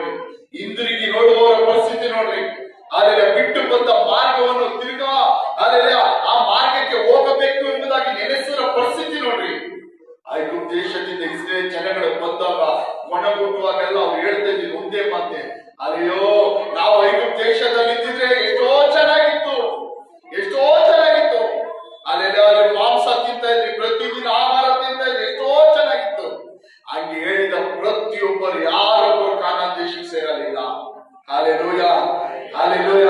ನಾನು ನಿಮಗೆ ಆತ್ಮಿಕ ಅರ್ಥ ಹೇಳ್ತಾ ಇದ್ದೀನಿ ನೋಡ್ರಿ. ಕಾನಾನ್ ದೇಶ ಅಂದ್ರೆ ಪರಲೋಕ ರಾಜ್ಯ, ಕಾನಾನ್ ದೇಶ ಅಂದ್ರೆ ನಿತ್ಯ ರಾಜ್ಯ. ಆದರೆ ಈ ಲೋಕದ ಕಾನಾನ್ ದೇಶವಲ್ಲ. ಹಾಲೆಲೂಯ. ನೀವು ಈ ರೀತಿಯಾಗಿ ಹಿಂಚಾರಿ ಹೋದರೆ, ಈ ರೀತಿಯ ಬಿಟ್ಟು ಬಂದ ಮಾರ್ಗವನ್ನು ಹಿಂದಕ್ಕೆ ನೋಡಿದ್ರೆ, ಆ ಪರಮ ಕಾನಾನ್ ಅಂದ್ರೆ ನಿತ್ಯ ಜೀವನ ಪರಲೋಕ ರಾಜ್ಯವನ್ನು ನೀವೇನ್ ಮಾಡ್ತೀರಾ? ಕಳ್ಕೊಂಡ್ಬಿಡ್ತೀರಾ. ಹಾಲೆಲೂಯ. ಯಾಕೆಲ್ಲ ಅರ್ಥ ಆಯ್ತು? Hallelujah, hallelujah. ದೇವರ ಸ್ತೋತ್ರ ಹೇಳ್ರಿ. ಹಾಲೆಲೂಯ, ಹಾಲೆಲೂಯ, ಸ್ತೋತ್ರ. ಹಿಂಜಾರಿ ನೋಡುವವರ ಪರಿಸ್ಥಿತಿ ಏನು? ಹಿಂಜಾರಿ ನೋಡಿದಂತ ಇಸ್ರೇಲ್ ಜನಗಳು ಕೊನೆಗೆ ಏನಾದ್ರು? ಎಲ್ಲರೂ ಹೇಳ್ರಿ, ನಾಶವಾದ. ಎಲ್ಲಿ ನಾಶವಾದ್ರು? ಕಾನಾನ್ ದೇಶವನ್ನು ಕಾಣಕ್ಕೆ ಮುಂಚಿತವಾಗಿ ಅರಣ್ಯದಲ್ಲಿ ಅಲ್ಲೆಲ್ಲ ನಾಶವಾಗುವುದು. Hallelujah, hallelujah, hallelujah, hallelujah. ನಾವು ಯಾವುದೇ ಕಾರಣಕ್ಕೆ ನಿತ್ಯ ಜೀವನ ಕಳೆದುಕೊಳ್ಳಬಾರದು. ಹಿಂಜಾರಿ ಹೋಗುವವರು ಯಾರು ಅಲ್ಲಿಲ್ಲ. ಬಿಟ್ಟು ಬಂದ ಮಾರ್ಗವನ್ನು ಅಲ್ಲಿಲ್ಲ. ತಿರ್ಗಾ ಹೋಗುವವರು ಯಾರು ನಿತ್ಯ ಜೀವನ ಕಾಣಕ್ಕೆ ಸಾಧ್ಯವಿಲ್ಲ. ಅದಕ್ಕೋಸ್ಕರ ಈ ವಿಷಯಗಳಲ್ಲಿ, ಈ ಕಾರ್ಯಗಳಲ್ಲಿ ಎಚ್ಚರಿಕೆ ಆಗಿರಲಿ. ಇವತ್ತು ದೇವರು ಹೇಳುವಂತ ಮುಖ್ಯವಾದ ವಿಷಯ ನನಗೆ, ಮುಖ್ಯವಾದ ವಾಕ್ಯ ನನಗೆ, ಇನ್ನು ನೀವು ಪಾಪ ಮಾಡಬೇಡ್ರಿ. ಎಲ್ಲರೂ ಹೇಳಿ ಜೋರಾಗಿ, ಇನ್ನು ಹಾಲೆಲೂಯ ಮಾಡಬೇಡ್ರಿ. ಹಾಲೆಲೂಯ. ಇನ್ನು ಬಿಟ್ಟು ಬಂದ ಮಾರ್ಗಕ್ಕೆ ತಿರುಗಿ ಹೋಗಬೇಡ್ರಿ. Hallelujah, hallelujah. ಆಶೀರ್ವದಿಸಲ್ಪಟ್ಟೆ ಒಳ್ಳೆ ಸಮಯಕ್ಕಾಗಿ ಸ್ತೋತ್ರ ಮಾಡ್ಕೊಂಡಿದ್ದೆ ಸಭಾ. ಇನ್ನೊಂದು ಸಾರಿ ಕೊಡೋದ್ರೆ, ನಿನ್ನ ಮಕ್ಕಳಾದ ನಾವು ಮಾನವ ಆರಾಧನೆಗೆ ಬಂದು ಎಸಬಲ ನಿನ್ನ ಮಕ್ಕಳಾದ ನಾವು ನಿನ್ನ ಸ್ತುತಿಸಲು, ಆರಾಧಿಸಲು, ಆಶೀರ್ವದಿಸಲ್ಪಟ್ಟ ವಾಕ್ಯಗಳನ್ನು ಕೇಳಲು ಕೊಟ್ಟ ಕೃಪೆಗಳಿಗಾಗಿ ಸ್ತೋತ್ರದಲ್ಲಿ. ಆ ಸಭ ಕೇಳಲ್ಪಟ್ಟ ವಾಕ್ಯಗಳು ಒಳ್ಳೆ ಭೂಮಿಯಲ್ಲಿ ಬಿತ್ತಲ್ಪಟ್ಟ ಬೀಜಗಳನ್ನು ಮಾರ್ಪಡಲಿ. 30ರಷ್ಟು, 60ರಷ್ಟು, 100ರಷ್ಟು ಫಲ ಕೊಡಲಿದ್ದೇವರೇ. ವಾಕ್ಯದ ಪ್ರತಿಯೊಬ್ಬರು ವಾಕ್ಯಗಳನ್ನು ನಂಬಲಿ, ವಾಕ್ಯಗಳಿಗೆ ತಗ್ಗಿಸಿಕೊಳ್ಳಲಿ, ವಾಕ್ಯದ ಪ್ರಕಾರ ನಡೆಯಲಿ, ವಾಕ್ಯಕ್ಕೆ ವಿಧೇಯರಾಗಿರಿ. ವಾಕ್ಯದ ಮೂಲಕ ಬರುವ ಬಿಡುಗಡೆಗಳನ್ನು, ಆಶೀರ್ವಾದಗಳನ್ನು ಪ್ರತಿಯೊಂದು ಮಕ್ಕಳ ದಾರಗಳನ್ನು ಹೊಂದಿಕೊಳ್ಳೋಕೆ ಸಹಾಯ ಮಾಡಪ್ಪ. ಅಪ್ಪ ಸ್ತೋತ್ರ ದೇವರೇ. ದೇವರೇ ಸಭೆಯ ಯೇಸುವೇ, ಪ್ರತಿಯೊಬ್ಬರು ವಾಕ್ಯವನ್ನು ದೃಢವಾಗಿ ಹಿಡಿದುಕೊಳ್ಳಲಿದ್ದೇವೆ. ನಿನ್ನ ಬಾಯಿಂದ ಬರುವಂತ ಪ್ರತಿಯೊಂದು ವಾಕ್ಯಗಳನ್ನು ದೃಢವಾಗಿ ಹಿಡಿದುಕೊಳ್ಳಲಿ. ಆ ವಾಕ್ಯದ ಮೇಲೆ ತಮ್ಮ ಹೆಸಪಲೆಯ ಸ್ತೋತ್ರ ದೇವರೇ. ಹೆಸಪಲೆ ವಿಶ್ವಾಸ ಜೀವನ ಅಸ್ತಿವಾರ ವಾಕ್ಯದ ಮೇಲೆ ಕಟ್ಟಲ್ಪಡಲಿದ್ದೇವೆ. ಹಾಲೆಲೂಯ, ಸ್ತೋತ್ರ. ಎಂದಿಗೂ ಕದಲಲಾಗಿ, ಎಂದಿಗೂ ಈ ಸಭೆ ಬಿದ್ದು ಹೋಗಲಾಗಿ, ಯಾವುದೇ ಕಾರಣ, ಯಾವುದೇ ಬಿರುಗಾಳಿ, ಯಾವುದೇ ಹೋರಾಟಗಳು ಬಂದರೂ ದೇವರೇ ಸಭೆಯಲ್ಲಿ ಎಂದಿಗೂ ಬಿದ್ದು ಹೋಗದೆ ಕದಲದ ಹಾಗೆ ನಿನ್ನ ವಾಕ್ಯದ ಮೇಲೆ ತಮ್ಮ ಅಸ್ತಿವಾರಗಳು ಕಟ್ಟಲ್ಪಡಲಿ. ದೇವರೇ ಸ್ತೋತ್ರ ದೇವರೇ. ಯಾರಾದರೂ ಬಂದಿರೋ ಪ್ರತಿಯೊಂದು ಮಕ್ಕಳನ್ನು ನಿನ್ನ ಕೊಡುಗಿಸ್ಕೊಡ್ತೇನೆ. ಪ್ರತಿಯೊಂದು ಮಕ್ಕಳನ್ನು ಆಶೀರ್ವದಿಸಿ ಅನುಗ್ರಹಿಸು. ಈ ಆರಾಧನೆ ಬಂದು ದೇವರೇ ಸಭೆಯ ವಾಕ್ಯಗಳೇ ಕೇಳಿರುವುದು ಆ ಮಕ್ಕಳ ದೊಡ್ಡ ಆಶೀರ್ವಾದ, ಅನುಗ್ರಹ ಉಂಟಾಗಲಿ, ಬಿಡುಗಡೆ ಉಂಟಾಗಲಿ. ಮಕ್ಕಳ ಮನೆಗಳಿಗೆ ಹಿಂದಿರುಗಿ ಹೋಗುವ ಸಮಾಧಾನದಲ್ಲಿ, ಸಂತೋಷದೊಂದಿಗೆ ಮನೆಗಳಿಗೆ ಹೋಗೋಕೆ ದೇವರೇ ನೀ ಸಹಾಯ ಮಾಡಬೇಕೆಂಬುದಾಗಿ ಬೇಡಿಕೊಳ್ಳುತ್ತದೆ ದೇವರೇ. ಒಂದು ವಾರ ಕಾಲ ಪ್ರತಿಯೊಂದು ಮಕ್ಕಳಿಗೆ ಭೇಟಿ ಮಾಡೋ ಕೆಲಸಗಳನ್ನು ಆಶೀರ್ವದಿಸಿ ಅನುಗ್ರಹಿಸು. ಹೋಗುವ ಬರಗಳ ಕಾಲ ಕಾಪಾಡು. ವಾಹನ ಓಡಿಸುವ ವಾಹನದಲ್ಲಿ ಹೋಗುವ ಬರಗಳ ಕಾಲ ಕಾಪಾಡು. ಕೆಲಸ ಮಾಡುವ ಸ್ಥಳಗಳ ಸುತ್ತಲೂ, ವಾಸಿಸುವ ಮನೆಗಳ ಸುತ್ತಲೂ ವಿಶೇಷ ದೂತರ ಕಾವಲುಗಳು ಯೇಸು ನಾಮದಲ್ಲಿ ಉಂಟಾಗಲಿ. ಶಾಲೆಗಳಿಗೆ, ಕಾಲೇಜುಗಳಿಗೆ ಹೋಗುವ ಮಕ್ಕಳನ್ನ ಕೊಡಿಸ್ಕೊಡ್ತಿದ್ದೀನಿ. ಶಾಲೆಗಳಿಗೆ, ಕಾಲೇಜುಗಳಿಗೆ ಹೋಗುವ ಮಕ್ಕಳನ್ನು ಆಶೀರ್ವದಿಸಿ ಅನುಗ್ರಹಿಸು. ವಿಶೇಷ ರಕ್ಷಣೆ ಕೊಡು. ರಕ್ತಪಟ್ಟೆ ಕಾಲ ಕಾಪಾಡು, ಮರೆ ಮಾಡು. ವಿಶೇಷವಾಗಿ ಈ ಸಮಯದಲ್ಲಿ ಕೂಡ ಬಲಹೀನರಾಗಿರುವ, ಶರೀರದ ಬಲಹೀನರಾಗಿರುವ ಮಕ್ಕಳ ಪ್ರತಿಯೊಬ್ಬರು ನಿನ್ನ ಕೊಡಿಸ್ಕೊಳ್ತಿದ್ದೀನಿ. ಅಲ್ಲಿನ ಪ್ರತಿಯೊಂದು ಬಲಹೀನತೆಗಳು ಯೇಸು ನಾಮದ ತೆಗೆದುಹಾಕಲ್ಪಡಲಿ. ಎಲ್ಲ ಶರೀರ ಬಲಹೀನತೆಗಳು ಯೇಸು ನಾಮದ ತೆಗೆದುಹಾಕಲ್ಪಡಲಿದ್ದಾರೆ. ಎಲ್ಲ ರೋಗಗಳ, ವ್ಯಾಧಿಗಳು ಯೇಸು ನಾಮದ ತೆಗೆದುಹಾಕಲ್ಪಡಲಿ. ಹೆಸರು ಆರೋಗ್ಯ ಉಂಟಾಗಲಿ, ಬಲ ಉಂಟಾಗಲಿ. ಶರೀರಗಳ ಮೇಲೆ ಹೋರಾಟ ಮಾಡ್ತಾರೆ, ಎಲ್ಲ ಹೋರಾಟ, ದುಷ್ಟ ಶಕ್ತಿಗಳ ಕ್ರಿಯೆಗಳು ಯೇಸು ನಾಮದ ಲಯವಾಗಲಿ. ಉಳ್ಳ ಆರೋಗ್ಯ, ಬಿಡುಗಡೆ ಉಂಟಾಗಲಿದ್ದೇವೆ ಸಫಲಿದೆ. ಆ ಸ್ತೋತ್ರದಲ್ಲಿ ವಿಶೇಷವಾಗಿ ಆರಾಧನೆ ಬರದಿರೋ ಪ್ರತಿಯೊಂದು ಮಕ್ಕಳನ್ನು ನಿನ್ನ ಕೊಡಿಸ್ಕೊಳ್ಳಿ. ಬರುವ ದಿನಗಳಲ್ಲಿ ಆರಾಧನೆ ಭಾಗವಹಿಸುವ ದೇವ ಕೃಪೆ ಕೊಡು. ಇರುವ ಸ್ಥಳಗಳಲ್ಲಿ ವಿಶೇಷದ ಕೃಪೆ, ರಕ್ಷಣೆ ಇರಬೇಕೆಂಬುದು ಬೇಡಿಕೊಳ್ಳುತ್ತದೆ. ಮಕ್ಕಳಿಗೆ ಮನೆ ಸಫಲ ಆರಾಧನೆ ಮುಗಿಸ್ಕೊಂಡು ಮನೆಗಳಿಗೆ ಹೋಗುವ ವಿಶೇಷ ರಕ್ಷಣೆ ಕೊಡು. ವಾಹನಗಳಲ್ಲಿ ಹೋಗುವ ವಿಶೇಷ ರಕ್ಷಣೆ ಕೊಡು. ತಕ್ಕ ಸಮಯದಲ್ಲಿ ಮನೆಗಳಿಗೆ ಹೋಗಿ ಸೇರುವಂತ ದೇವ ಕೃಪೆಗಳು ಕೊಡು. ನಮ್ಮನ್ನು ಕುಟುಂಬ ನಿನ್ನ ಕೊಡಿಸ್ಕೊಡ್ತದೆ. ನಮ್ಮನ್ನು ಶಕ್ತಿಪಡಿಸು, ಬಲಪಡಿಸು. ದೇವ ಕೃಪೆ, ದೇವ ತುಂಬಿಸು. ನಿನ್ನ ಚಿತ್ತ ಮಾಡುವಂತ ದೇವ ಕೃಪೆಗಳು ಕೊಡು. ಈ ವಾರದ ನಡೆ ಎಲ್ಲ ಪ್ರಾರ್ಥನೆ ಆರಾಧನೆಗಳನ್ನು ಆಶೀರ್ವದಿಸು. ಈ ವಾರದ ಹೊಸ ಆತ್ಮಗಳ ಸಂಧಿಸಲಿಕ್ಕೆ, ಹೊಸ ಆತ್ಮಗಳ ಸತ್ಯ ಸುವಾರ್ತೆಯಲ್ಲಿ ಹೊಸ ಜನಗಳ ರಕ್ಷಣೆ ಮಾರ್ಗದಲ್ಲಿ ನಡೆಸುವಂತೆ ಸಹಾಯ ಮಾಡು. ಹಾಗೆ ಮಾಡಪ್ಪ ಸ್ತೋತ್ರದಲ್ಲಿ ನನ್ನನ್ನು ಬಲಪಡಿಸು, ಶಕ್ತಿಪಡಿಸು. ನಿನ್ನ ಕೃಪೆ ಹೆಚ್ಚಾಗಿ ತುಂಬಿಸಬೇಕೆಂಬುದಾಗಿ ಬೇಡಿಕೊಳ್ಳುತ್ತದೆ. ಪ್ರಾರ್ಥನೆ ಕೇಳಿದ್ರಾಗಿ ಸ್ತೋತ್ರ. ಎಲ್ಲ ಸ್ತುತಿ ಘನ ಮಹಿಮೆಲ್ಲ ನಿಮ್ಗೊಬ್ಬರಿಗೆ ಸಲ್ಲಿಸ್ತಾ ಇದ್ದೀನಿ. ಕರ್ತನಾದ ಯೇಸು ಕ್ರಿಸ್ತನ ಜೀವಳ ನಾಮದಲ್ಲಿ ಬೇಡಿಕೊಳ್ಳುತ್ತೇನೆ ಒಳ್ಳೆ ತಂದೆ. Amen amen. ನನ್ನ ಮನವೇ ಹೊರಡಲು ಕೊಳ್ಳಾಡು, ನನ್ನ ಮನವೇ ಹೊರಡಲು ಕೊಳ್ಳಾಡು, ಆತನ ಮಾಡಿದ ಉಪಕಾರಗಳನ್ನು ಒಂದನ್ನು ಮರೆಯಬೇಡಿ. Amen amen amen. ನಮ್ಮ ತಂದೆಯಾದ ದೇವರ ಪ್ರೀತಿಯು, ಕರ್ತನಾದ ಯೇಸು ಕ್ರಿಸ್ತನ ಕೃಪೆಯು, ಪರಿಶುದ್ಧಾತ್ಮನ ಅನ್ಯೋನ್ಯ ಐಕ್ಯತೆಯು ನಮ್ಮೆಲ್ಲರ ಸಂಗಡ ಯೇಸುವಿನ ಎರಡನೇ ಬರುವಿಕೆಯವರೆಗೂ ಲೋಕದಲ್ಲಿರುವ ಎಲ್ಲ ದೈವ ಜನಗಳೊಂದಿಗೆ ಸೇವಕರೊಂದಿಗೆ ಅಂತ್ಯದವರೆಗಿರಲಿ, ಶಾಶ್ವತವಾಗಿ. Amen amen. Hallelujah hallelujah hallelujah. ಯೇಸುವೇ ಯೇಸುವೇ ಯೇಸುವೇ. ಆಮೆನ್. ಎಲ್ಲರಿಗೂ ಸ್ತೋತ್ರ.